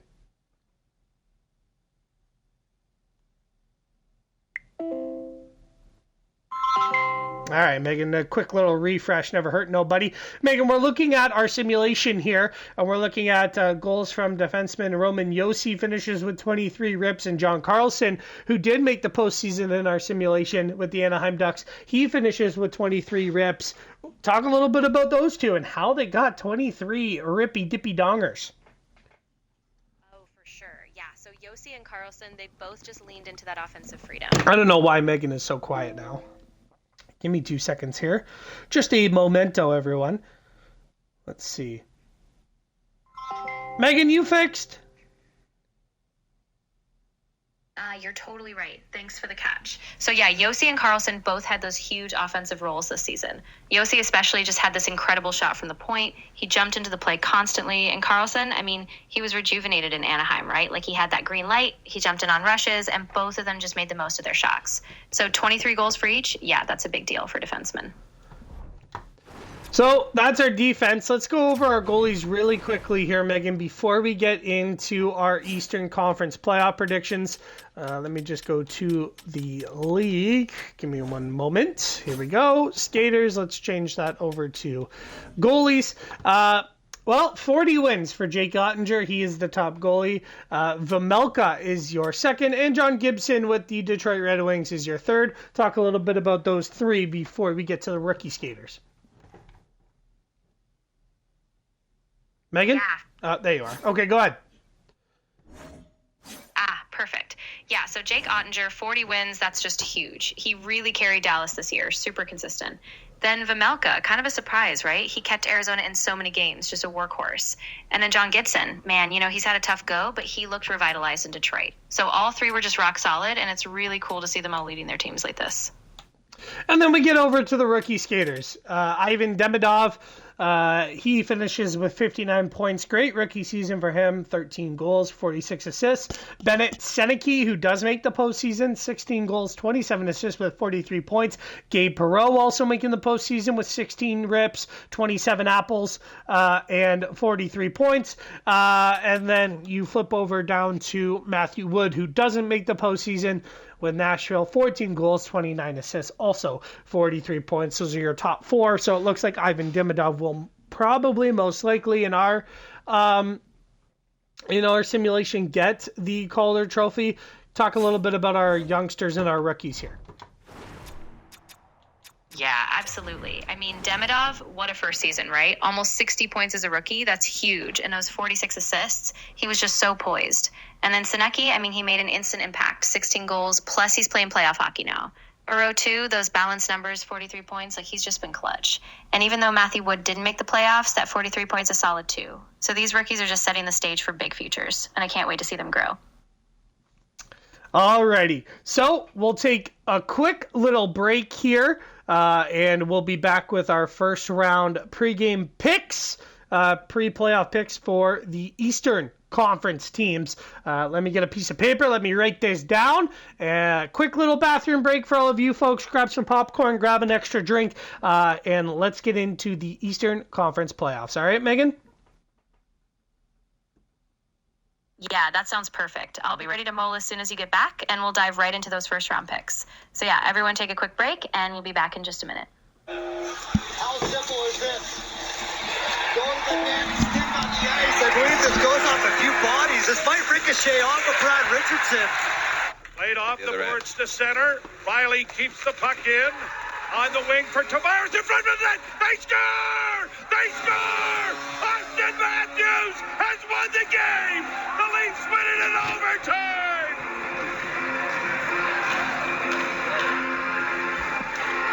Nico Sturm out there to start. Get clear. Scores!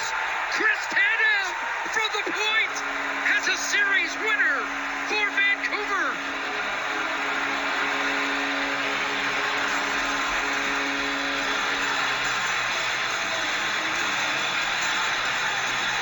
An odd man rush developing for the Golden Knights.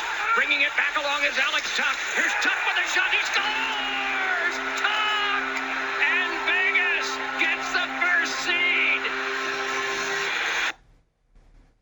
They say the future depends on what you choose to do today. The Hanwha Canadian Patrol Submarine can be delivered first, creating new jobs, new partnerships, and enduring economic benefits.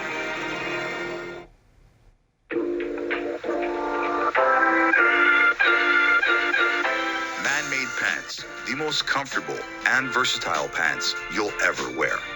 Feel the best at the gym. Feel confident at work. Feel sharp at dinner. Feel ready for any moment. Order now to feel the comfort and versatility of the Man-Made Pants.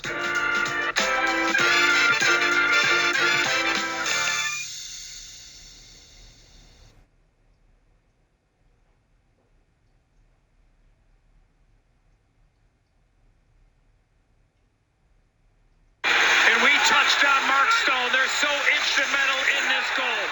Stone with the defensive play, the steal, and then Tuck a right-handed shot on the left wing boards. Here's a shot by Kucherov that's blocked. Kucherov again scuffs that hit Gavrikov. They score! It's fired by Braden Point. The shot hit Gavrikov, came back to Point, and he fires it in for the game-winning goal in overtime number 5, and the Lightning capture game 1 of the series. He joins the rush.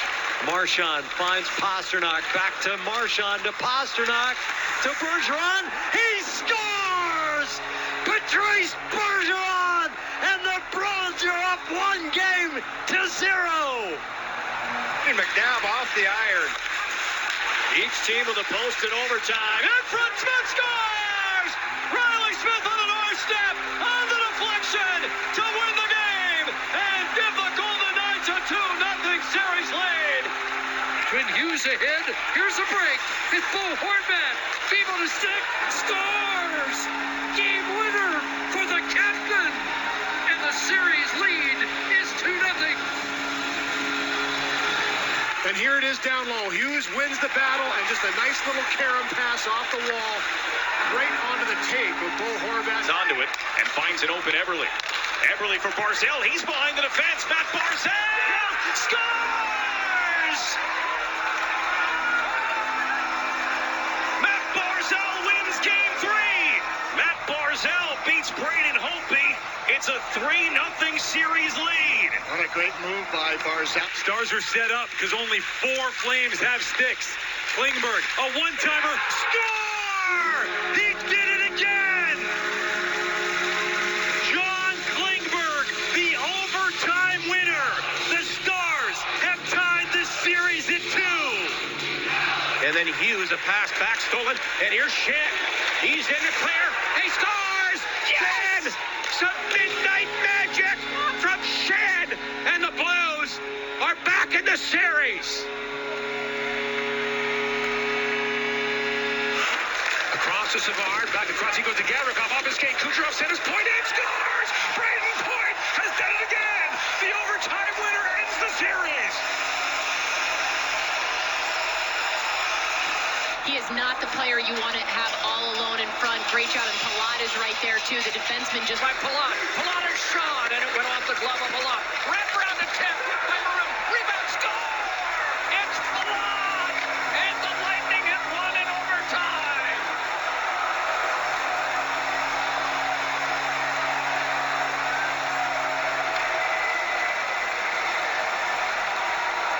Couturier, and it goes high off the glass. Now Myers at the point, his shot scores! Phil Myers from downtown, and the Flyers win in overtime. Yeah, once that puck hits the stick, it's almost an impossible save. You don't expect pucks to bounce off the ice like that. And it's Point there. Led back over to Shattenkirk, then on to Hedman. Moving on, hit shot, he scores! Hedman wins it, and the Lightning move on to the conference final.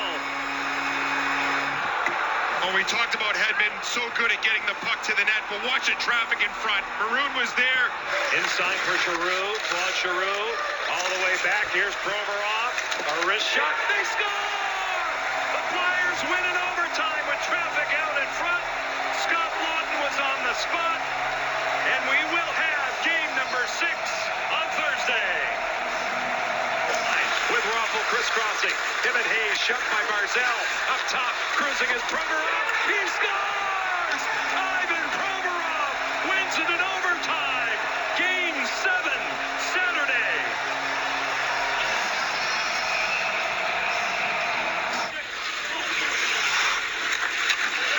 Davy Ranta setting up in front. He shoots. He scores! A hat trick and a Game 7 overtime winner for Yoel Davy Ranta of the Dallas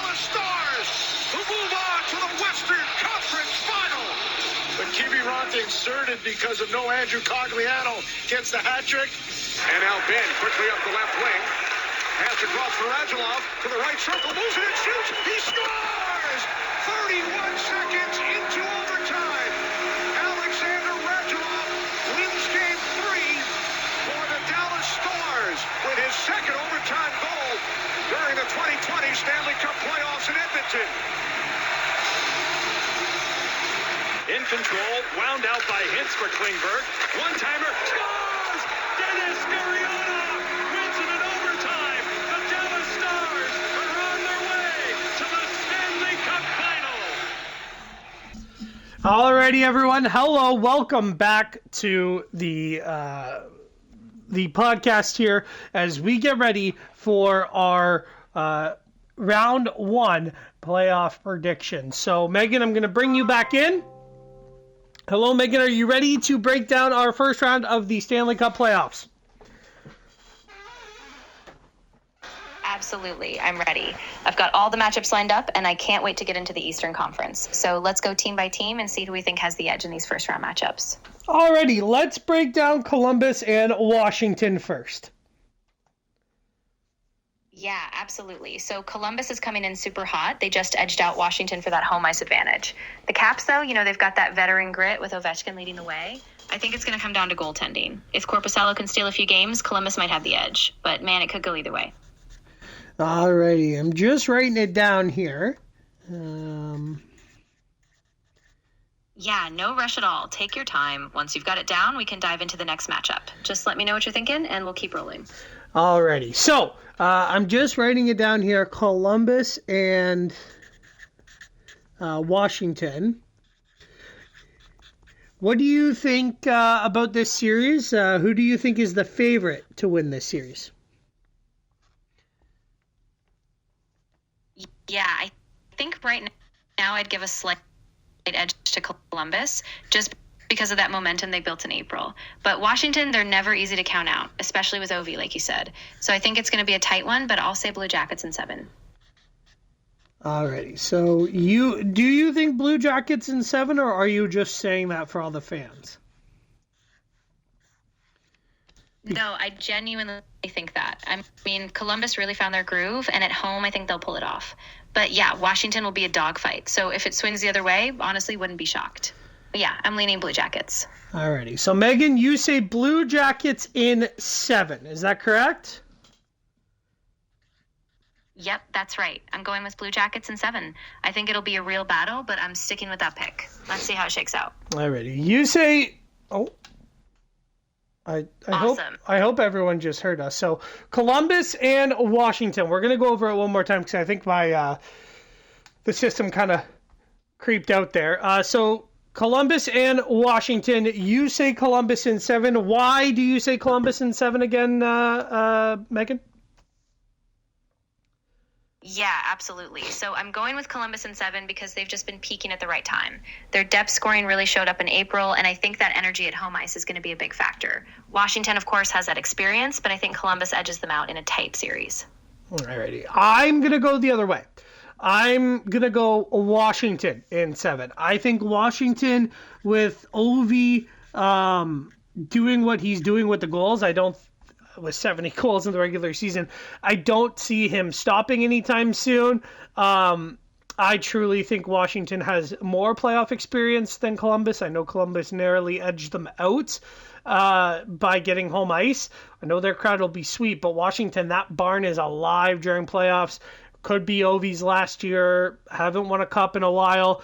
I'm going to go Washington in 7 games. Yeah, you know what? That's a great call. Yeah, I totally get that. I mean, if Ovi is on a mission, you just never count him out. And yeah, that playoff atmosphere in DC, it's just a different level. So I think you're right. Washington in 7, and it's going to be an absolute battle. Let's talk about the goaltender matchup with the Blue Jackets and the Capitals. The goaltenders for Columbus here in the 2026 season, and then you got Logan Thompson and Charlie Lindgren for the Capitals. Do you see a mismatch in the goaltending, Megan, or do you see this to be a equally matched up goaltending series? Yeah, that's a great question. I actually think it's pretty even. Logan Thompson had a phenomenal regular season, really steady, kept Columbus in a lot of tight games. Nope. And then Charlie Lindgren. Logan Thompson plays for Washington, so does Charlie Lindgren. I'm not sure who the Columbus Blue Jackets goaltenders are. I think it's Merzlikins and a youngster. Jack Greaves are the two goaltenders for Columbus. So go ahead, keep talking, but those are your 4 goaltenders. Gotcha. Thanks for that clarification. So, yeah, with Lindgren in Washington, and for Columbus, you've got Merzlikins as the veteran, and then Jack Greaves backing him up.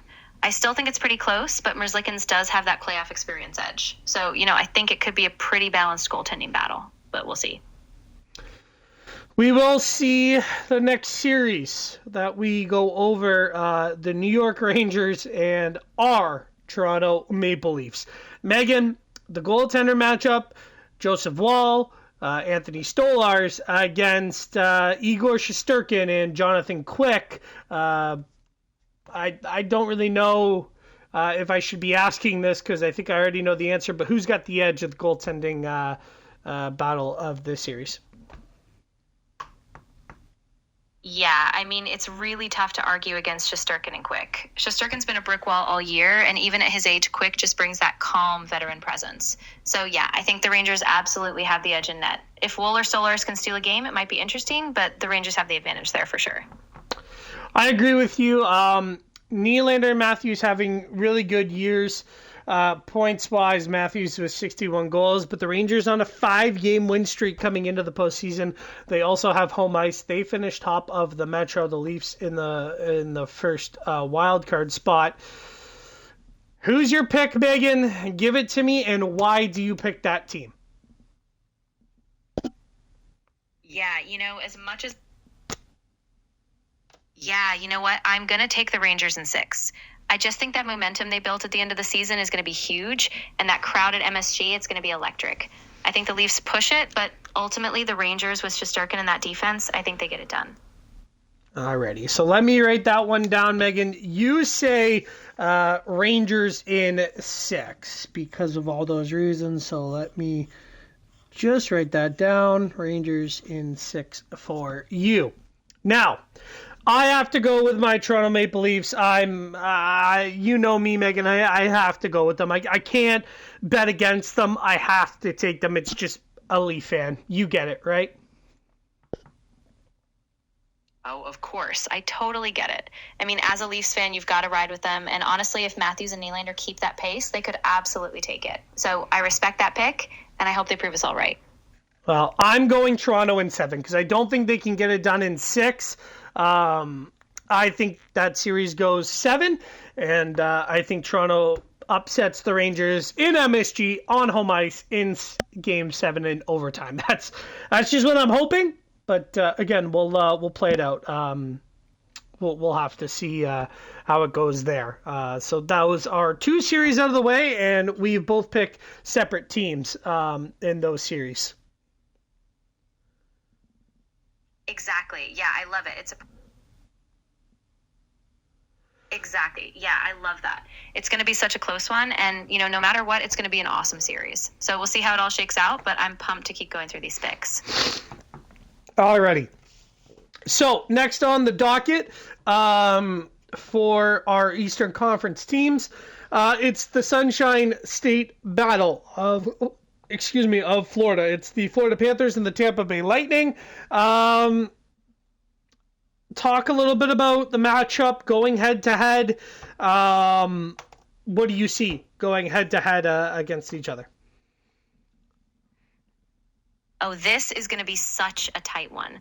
I mean, Florida and Tampa know each other so well. Florida's top line, Tkachuk, Barkov, they've been rolling all season. And Tampa, that Vasilevsky-led defense is just so tough. I think it's going to be a total war, but I'm leaning Panthers in 6. Just a bit more firepower up front. But, man, it could go either way. Florida in 6 for you, Megan. You're taking all the teams that have home ice here. Florida in 6, and that's a great breakdown. John Cooper's a great coach. Tampa looks very good. I will say we are doing something fun in the playoffs for our simulation. Tampa will be wearing their alternate jerseys in the postseason for home ice.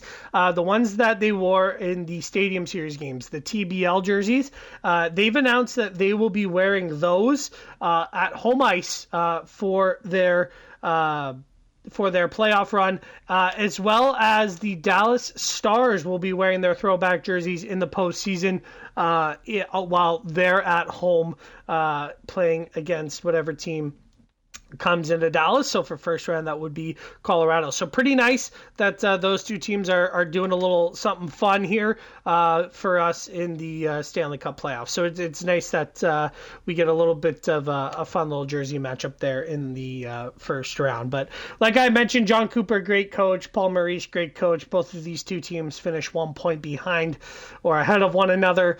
The goaltending battle is just remarkable. I mean, Sergei Bobrovsky, Andrei Vasilevsky, we've seen it a million times. People have heard it a million times. Megan, break it down a little bit. What do you see going into this first round matchup? Yeah, it's such a classic matchup, right? I mean, Bobrovsky and Vasilevsky. Yeah, it's such a classic matchup, right? I mean, Bobrovsky's been playing out of his mind for Florida. He's so calm, so experienced. But Vasilevsky, I mean, he's been there, done that. And this is the kind of series where he just takes it to another level. So it's going to come down to who can steal a game or two. If Bob gets hot, it's going to be tough for Tampa. But if Vasilevsky stands tall, I mean, it's a total toss-up. So I think it could go the distance for sure. Well, I'm just filling out my picks here while you were breaking that down. Great breakdown, by the way, Megan. So I'm going to agree with you. I think Florida narrowly edges it just with their playoff experience. I mean, back-to-back Stanley Cup champions, you really can't bet against them. And I know IRL, they had a down year, but in our simulation, they're still red hot. And the thing about Tampa and Florida, the thing about those teams and those coaches like Paul Maurice and John Cooper, it's a toss-up for that series. Again, a lot of these first rounds for the East are toss-ups.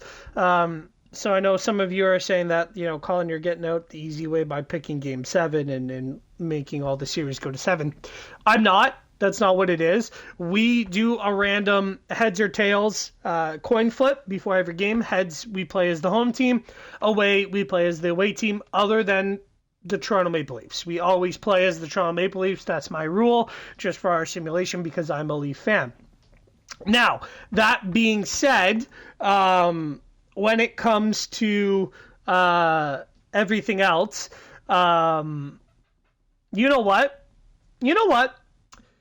Here's what I'm going to do, especially for you guys, so you don't think I'm biased and I'm trying to make the Maple Leafs win the Stanley Cup. We will do heads or tails for every game. We will play with, if we land on tails, we'll play as the away team. If we land on heads, we'll play as the home team for every series that we commentate or that James Cybulski and Cheryl Pounder commentate. For the Leafs, every game that the Leafs play, we will flip the coin, heads or tails. If it's tails and the Leafs are the home team, we will sim the game, because I will never play against the Leafs. We will sim the game. All right, so then that is in the hands of the computer. If we land on heads or tails and it lands on heads, the Leafs are the home team. Or if it lands on tails and the Leafs are the away team, we will play as the Toronto Maple Leafs, just like normal, except we will just not play against the Leafs. We will sim the entire game. How's that? That's fair. Now, the final series of the Eastern Conference is the Buffalo Sabres and the Pittsburgh Penguins. Megan, break this series down. This one's an interesting one. Yeah, absolutely. I mean, Buffalo, what a season, right? They clinched that President's Trophy, and the confidence is through the roof. But Pittsburgh, they're the kind of team that can just flip a switch in the playoffs. You've got Crosby, Malkin, those guys know how to win. I think it's going to be a fast, high-intensity series, and honestly, I'm leaning Sabres in 7. But it's so close. I mean, the Pens could definitely pull off an upset. Wow, all right. So Buffalo in 7 games for Megan. Wow. Yeah, exactly. I think Buffalo's depth is going to carry them, especially with that young core stepping up. But like you said, if Crosby or Malkin have a couple of those signature moments, it could totally go Pittsburgh's way. So it'll be a thrill series. I love that pick. I love how you're riding Buffalo. I love it. I want Buffalo to do well. I really do think they have a great shot. I'm looking at the goaltending experience with Stuart Skinner. I know that's a tough person to say. I'm looking at experience-wise with him not playing great. But he does get teams to the Stanley Cup final with Edmonton. Right? Like, he's done that with the team that has bad defense. Pittsburgh has better defense, and they've been playing well. Tristan Jarry has obviously done some good stuff over in Edmonton, but I think the Pittsburgh Penguins win that trade with Stuart Skinner and Arthur Sheloffs. Either one of those guys have earned the right to be a playoff goaltender for Pittsburgh. That is why I'm taking Penguins in 6. And I know, Megan, you might not agree with me, but I just think Pittsburgh with Crosby, Malkin, Letang, all of that playoff experience will prevail in the first round. I want to see Buffalo do well. I think Buffalo, Florida, or Buffalo, Tampa would be a great second round. But I just think the Penguins have what it takes to get to the second round of the Stanley Cup playoffs.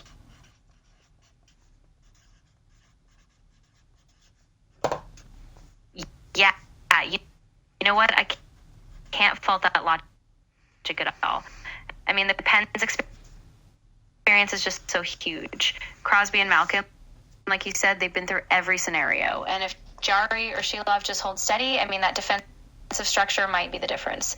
So, yeah, I think you've got a really solid pick there. I think we cut out a little bit. For those of you that did cut out, Megan picked Buffalo in 7. We had a little discussion about it. And then I picked Pittsburgh in 6 for the final series. If you didn't hear our Tampa Bay and Florida picks, Megan picked Florida in 6. I picked Florida in 7. So, just for everyone, if it did cut out, I apologize. I wasn't looking at my monitor. I was more looking at the playoff tree and our sections that I was writing down. So for our East playoff round 1 predictions, Megan and I, we kind of disagreed. We kind of agreed. Megan's picks for the winner of the first round, Columbus and Washington. Megan, you went with Columbus in 7. The Rangers and the Leafs, you went Rangers in 6. And Florida and Tampa, you went Florida in 6. For Buffalo and Pittsburgh, you picked Buffalo in 7. So Megan has picked every team that has finished higher than the other to win their series. Nothing wrong with that. Megan, you happy with your picks? Would you like to change any of your picks? Talk a little bit about why you picked those teams and give us a little background there. Yeah, I'm feeling pretty good about them. I mean, Columbus, like we said, that late season push, and I think they just built so much confidence. Rangers over the Leafs just because of that momentum they've had coming into the playoffs. And then Florida, yeah, I just think they're peaking at the right time. And Buffalo, Pittsburgh, it was a toss-up, but I gave Buffalo a slight edge. So, yeah, for now I'm sticking with them, and we'll see how it all plays out. Alrighty, Megan, great picks. Nothing wrong with those picks. It'd be an interesting second round. So, theoretically, if we were to go with Megan's picks, it would be a Columbus and New York semifinal, and then it would be a Florida-Buffalo semifinal. So interesting second round there, Megan. That is really good. Over to my picks for playoff series round number 1. Columbus and Washington. I went with Washington in 7. I just think Washington has... Again, the playoff experience with Ovi and Tom Wilson. The goaltending is a bit stronger, in my opinion, with Logan Thompson and Charlie Lindgren. I just think Washington, Ovechkin ripping 70. Something is in the air with that team. A late push in April to jump over Pittsburgh. They were in the wild card spot for the longest time, and then they finish 3rd in the Metro. So great work for Washington. I really do think they have a good team on their hands, and I think they could do some work in the first round. With the Rangers in Toronto, I said this, again, hopefully it didn't cut out. I can't go against my Maple Leafs. I can't do it, guys.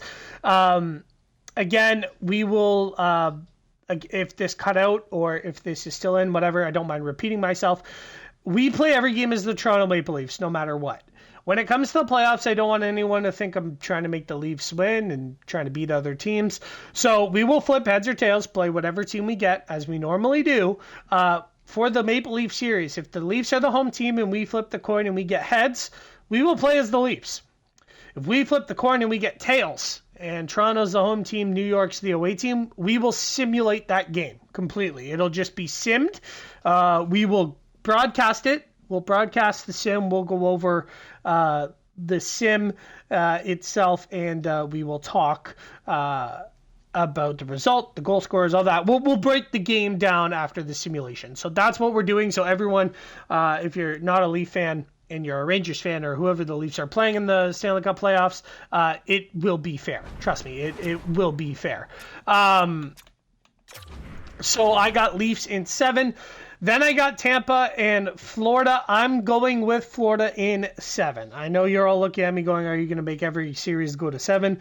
I just think the Panthers are going to pull it out. I think they're playoff ready. They're playoff tested. They just needed to get in to the postseason. As much as I like Tampa and I'm going to love playing with their jerseys in the first round, I think Florida narrowly edges the Tampa Bay Lightning. And then where I disagree with Megan again, Buffalo, Pittsburgh, I went with picks. I went with Pittsburgh in 6 games. So not every series in the first round. I picked going to 7. The Pittsburgh Penguins beat the Buffalo Sabres in 6 games. Again, I just think the goaltending might be a little bit stronger. I think the playoff experience might be a little bit stronger. Buffalo getting back into the postseason for the first round. I just think the Penguins have a little bit of an edge over the Buffalo Sabres. So those are my picks. Those are Megan's picks. Theoretically, if we went with my picks, it would be a Washington-Toronto second round and a Florida-Pittsburgh second round in the semifinals. Megan, do you like my picks? Do you hate my picks? Talk a little bit about our Eastern Conference breakdown. Yeah, you know what? I really like your logic, especially with Washington. I mean, I can see how that experience just pushes them over the top. And yeah, Pittsburgh in 6, I get that too. So I think we've both got really solid reasoning. And honestly, I think either set of matchups will be super fun to watch. So yeah, I'm really excited to see how it all plays out.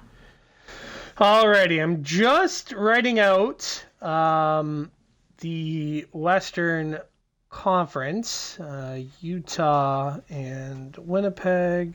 They will go at each other.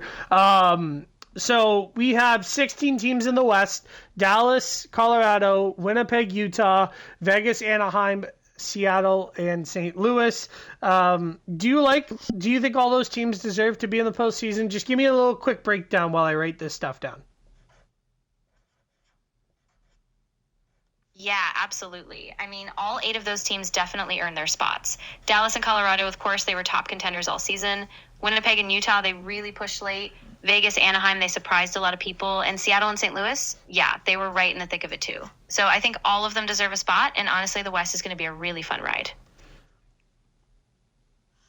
I agree. Megan, talk about series number 1.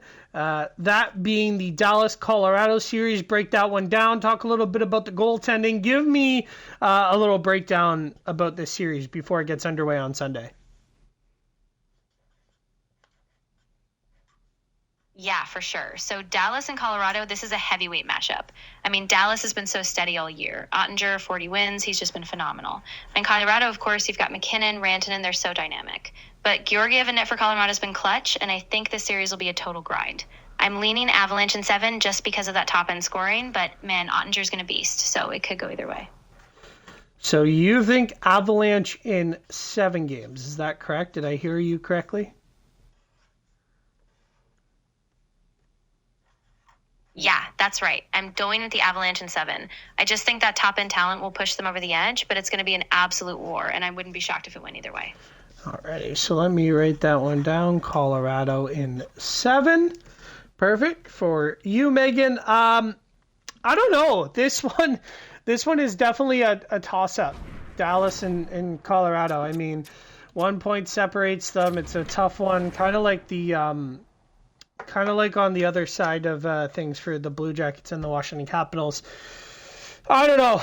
I probably have to go with you on this one, Megan. I'm going to agree with you. I think Colorado takes it in 7 games. It's going to suck to see Dallas out of the playoffs so quickly, but I just think Colorado looks really good. I know Dallas finished ahead of them. I might regret this pick, but I'm going to go with the Colorado Avalanche with Cale Makar. I think he's going to have a really good playoff push. Nathan McKinnon's going to have a good playoff push. I really do see the Colorado Avalanche taking it in 7 games. Winnipeg and Utah. Megan, break that series down for me. Who's your winner? Why? Talk about the goaltending. Talk about the players in the series. Break it down for me. Give me a nasty little breakdown, Megan. Oh, absolutely. So this Winnipeg-Utah series is going to be super physical. Winnipeg, I mean, they've been riding Connor Hellebuyck all season. He's just so steady in the net. Utah, though, they're young, they're hungry, and I love how their top line, they push the pace so much. If Utah can get to Hellebuyck early, I think they might just outskate Winnipeg. I'm going Jets in 6, but it's a total toss-up. It's going to be a war. Alrighty, so you got Jets in 6. Great breakdown, Megan. I love that pick because that's the same as mine. I have Winnipeg in 6 games.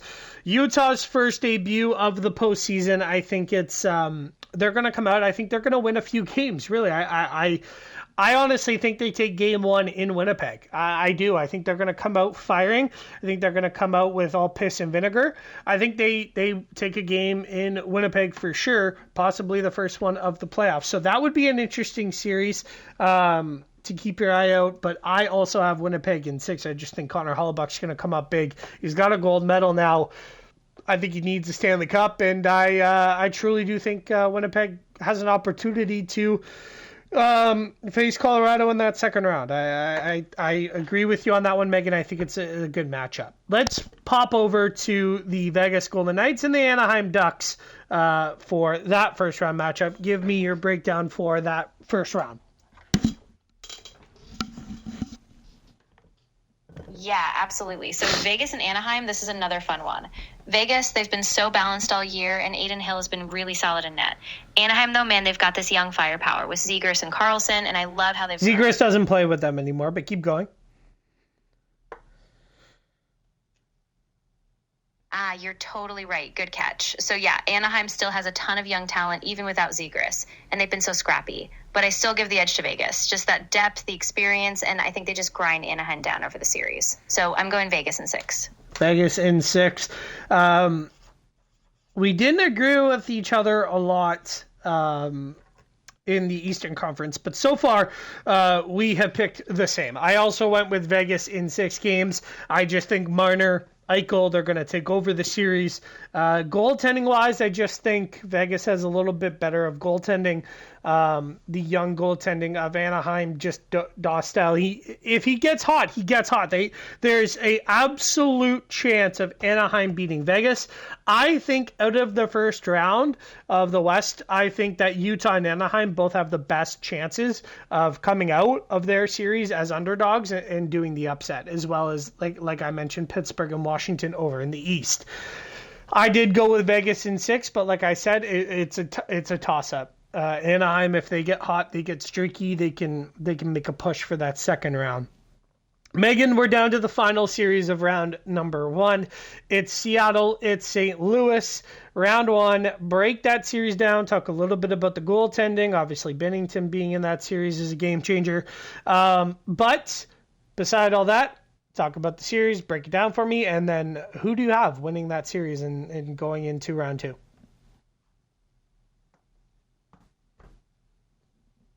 Yeah, for sure. So this is going to be a gritty matchup. I mean, Jordan Binnington, he's got that playoff pedigree, right? He can just steal a game or two. And Seattle, man, they just keep grinding. Grubauer, though, has been so solid for them all year, and they've got this balance. They don't rely on just one line. So I think it's going to be a super close series, but I'm actually going to go with Seattle in 7. I just think their depth and their speed is going to wear St. Louis down. And I think it's just going to be a total grind, but Seattle edges them out. Alrighty. So I agree with you. I went with Seattle again.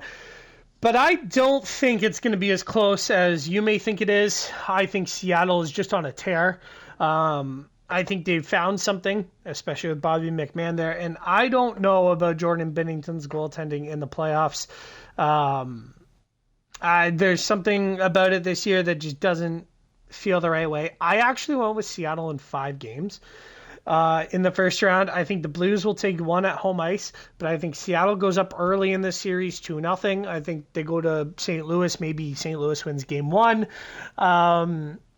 And then, Seattle starts to turn it on a bit and they win another 2. So I went with Seattle in 5. I know that's a bold pick. We didn't pick any sweeps in the first round, Megan, which is actually kind of great for the viewership and for the fans. No sweeps. You never know. It could happen. But we didn't pick any sweeps, which is great. Megan, you went with Colorado in 7, Winnipeg in 6, Vegas in 6, Seattle in 7. So theoretically, your second round will look like Colorado versus Winnipeg and Vegas versus Seattle. Do you think those are great picks? Are you happy with your picks? Do you want to change any picks, or are you locking them in? This is exactly what we're going to see. Yeah, I think I'm going to lock them in. I mean, it just feels right. Those second round matchups have so much potential, and honestly, I think the balance will be incredible. So yeah, I'm happy with them, and I'm really excited to see how these series play out. All right, I went with Colorado, Winnipeg, Vegas, and Seattle, so theoretically mine would look the exact same. We just went with different games for the Seattle and St. Louis theory. I'm happy with my games. So it's good. Dallas, Colorado, I think that's going to be a great series. I think all the series for the first round would be good. Megan, I really appreciate your time today in the podcast for our playoff breakdown. I'm really glad we got to sit here and do this podcast today before eventually I have to work tonight. So it's great that we get to do this together. Megan, it's always nice seeing you for these podcasts. The playoffs start Saturday, and we have, during one of our breaks here on the podcast, we were speaking to the EA Network and Flow Hockey TV, and we've got the schedule, Megan. We've got the games that we're doing. We've got the games that James Cybulski and Cheryl Pounder are doing. Would you like to hear them now, or do you want to keep it a surprise? Oh, yeah, I'm really curious. I think I'd love to hear the schedule now, just so we can line up all our timing and we'll be able to give the listeners a heads up. So, yeah, let's go over it now. I'm excited. Well, joke's on you, Megan. Even if you were to say no, we were still going to go over it. So for everyone listening and watching, when I say the games that Megan and I are doing, I mean myself, Megan, and then we'll actually have Bob doing the games with myself. He'll be color. Megan will do the breakdowns with me. Megan and I will do breakdowns for most of the games, but we're also going to bring in a couple new people from different networks and different franchises, TVs, so everyone gets the best experience. But obviously, Megan and I have this podcast. We've been doing the show for a lot of the hockey games this year for our simulation. Megan knows the most about our simulation. So we'll have a couple of guy AI voices doing a couple of different pregame and postgame shows. But obviously our girl Megan, who's with us today, will be with us for a couple of our games. So Megan, are you ready?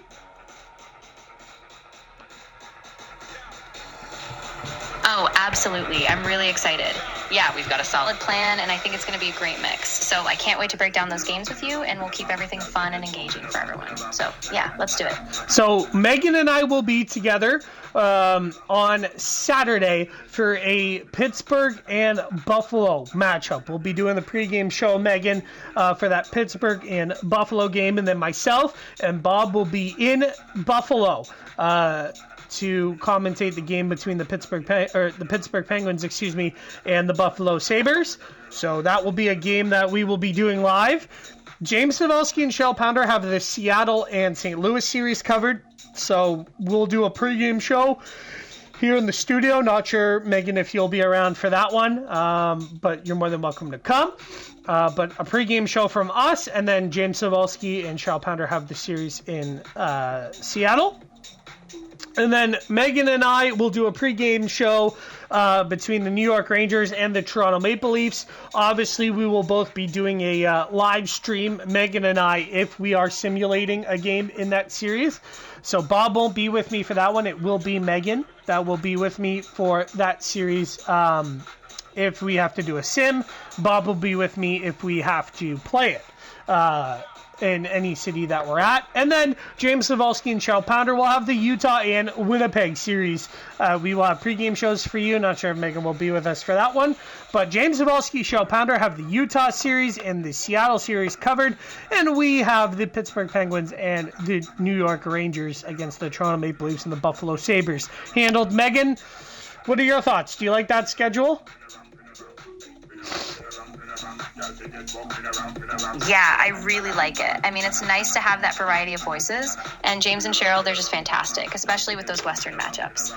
And yeah, I'm super pumped for the Buffalo-Pittsburgh game. Bob and I are going to have a blast calling that one. So yeah, I think it's a great setup. Can't wait to get started. I agree with you, Megan. I think it's going to work out just perfect for everyone. In the postseason. When we flip over to Sunday, the games that we have for the second batch of playoff hockey on Sunday, James Cybulski and Cheryl Pounder are in Columbus, where they have the Washington Capitals and the Columbus Blue Jackets. We have a great series for us in the Sunshine State. It's actually the Florida Panthers and the Tampa Bay Lightning. Though that is the series that we are going to be covering. Really excited to cover that one with you, Megan. And then James Cybulski and Cheryl Pounder have the Vegas and Anaheim series. We have the Dallas and Colorado series. So as much as I love doing the Eastern games, like the Washington and Columbus games, and they're a better time zone for everyone, I'm really excited to commentate that Dallas and Colorado series with you, Megan. I think we're really going to enjoy that. So hopefully that schedule works for you there for Sunday as well. But those are the series. So we will be covering Florida, Tampa, Dallas, Colorado, Toronto, New York, and Pittsburgh and Buffalo. So those are the series we will be covering. James Cybulski, Cheryl Pounder have St. Louis, Seattle, Utah, Winnipeg. They also have Columbus, Washington, and Anaheim and Vegas.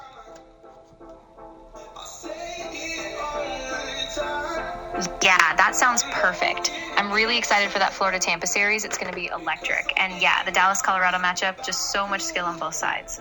I think this is going to be a really awesome playoff round. And yeah, I can't wait to get started. So let's do it. I can't wait to get started either. Megan, thanks for joining us today. Do you have any plans for the rest of your day as playoff eve continues? I know I'll be working all night, but do you have any plans as you're gearing up for the postseason here? Yeah, not a whole lot planned, actually. I'm just going to relax a bit, maybe rewatch some of the old highlights from the season, just get in that playoff mindset.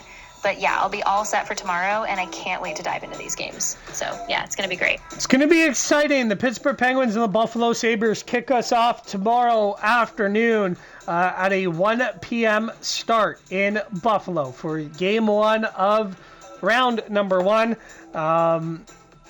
It's exciting. It's going to be good. I think actually Seattle and St. Louis have an afternoon game as well for James Cybulski and Cheryl Pounder, and then the late games at night. So, Megan, it was great seeing you. It was great speaking with you. Have a great day. And for everyone else that has listened to the podcast today, I really appreciate everyone that tuned in. I know it's tough Friday afternoon. Most of you are at work. If you're listening at work or in the car, thanks for listening to us. If you're tuning in live on Twitch TV and the EA Network, thank you very much for tuning in live. I know there wasn't a ton to look at during the postseason, but it is happening, guys. It is a successful run for our simulation. I'm really excited on how it went. I'm really glad we got to do this breakdown for an hour and a half here. Thank you very much, guys. On your screen, if you're watching live, we have the Pittsburgh Penguins and the Buffalo keyed up for the KeyBank Center on April 18th, Saturday at 1 p.m. Eastern Standard Time. That will be 10 a.m. CT. So for all of you guys out in the West Coast and over there in the southern front of the States, wake up early because playoff hockey's coming at you all freaking day. Guys, thank you everyone for listening to the Game Time Podcast and our pregame podcast picks. Peace and love, baby. And as always, go fucking Leafs, go. Go win a Stanley Cup. Who's going to be the first team winning the Stanley Cup in our playoff simulation and get your name on the Stanley Cup that I have sitting in front of me here for what we used to use as our random Stanley Cup playoff bracket, but now we use it as our playoff sims. Guys, thank you again. Enjoy the nice weather out there today. We will see you tomorrow night and tomorrow afternoon for playoff hockey.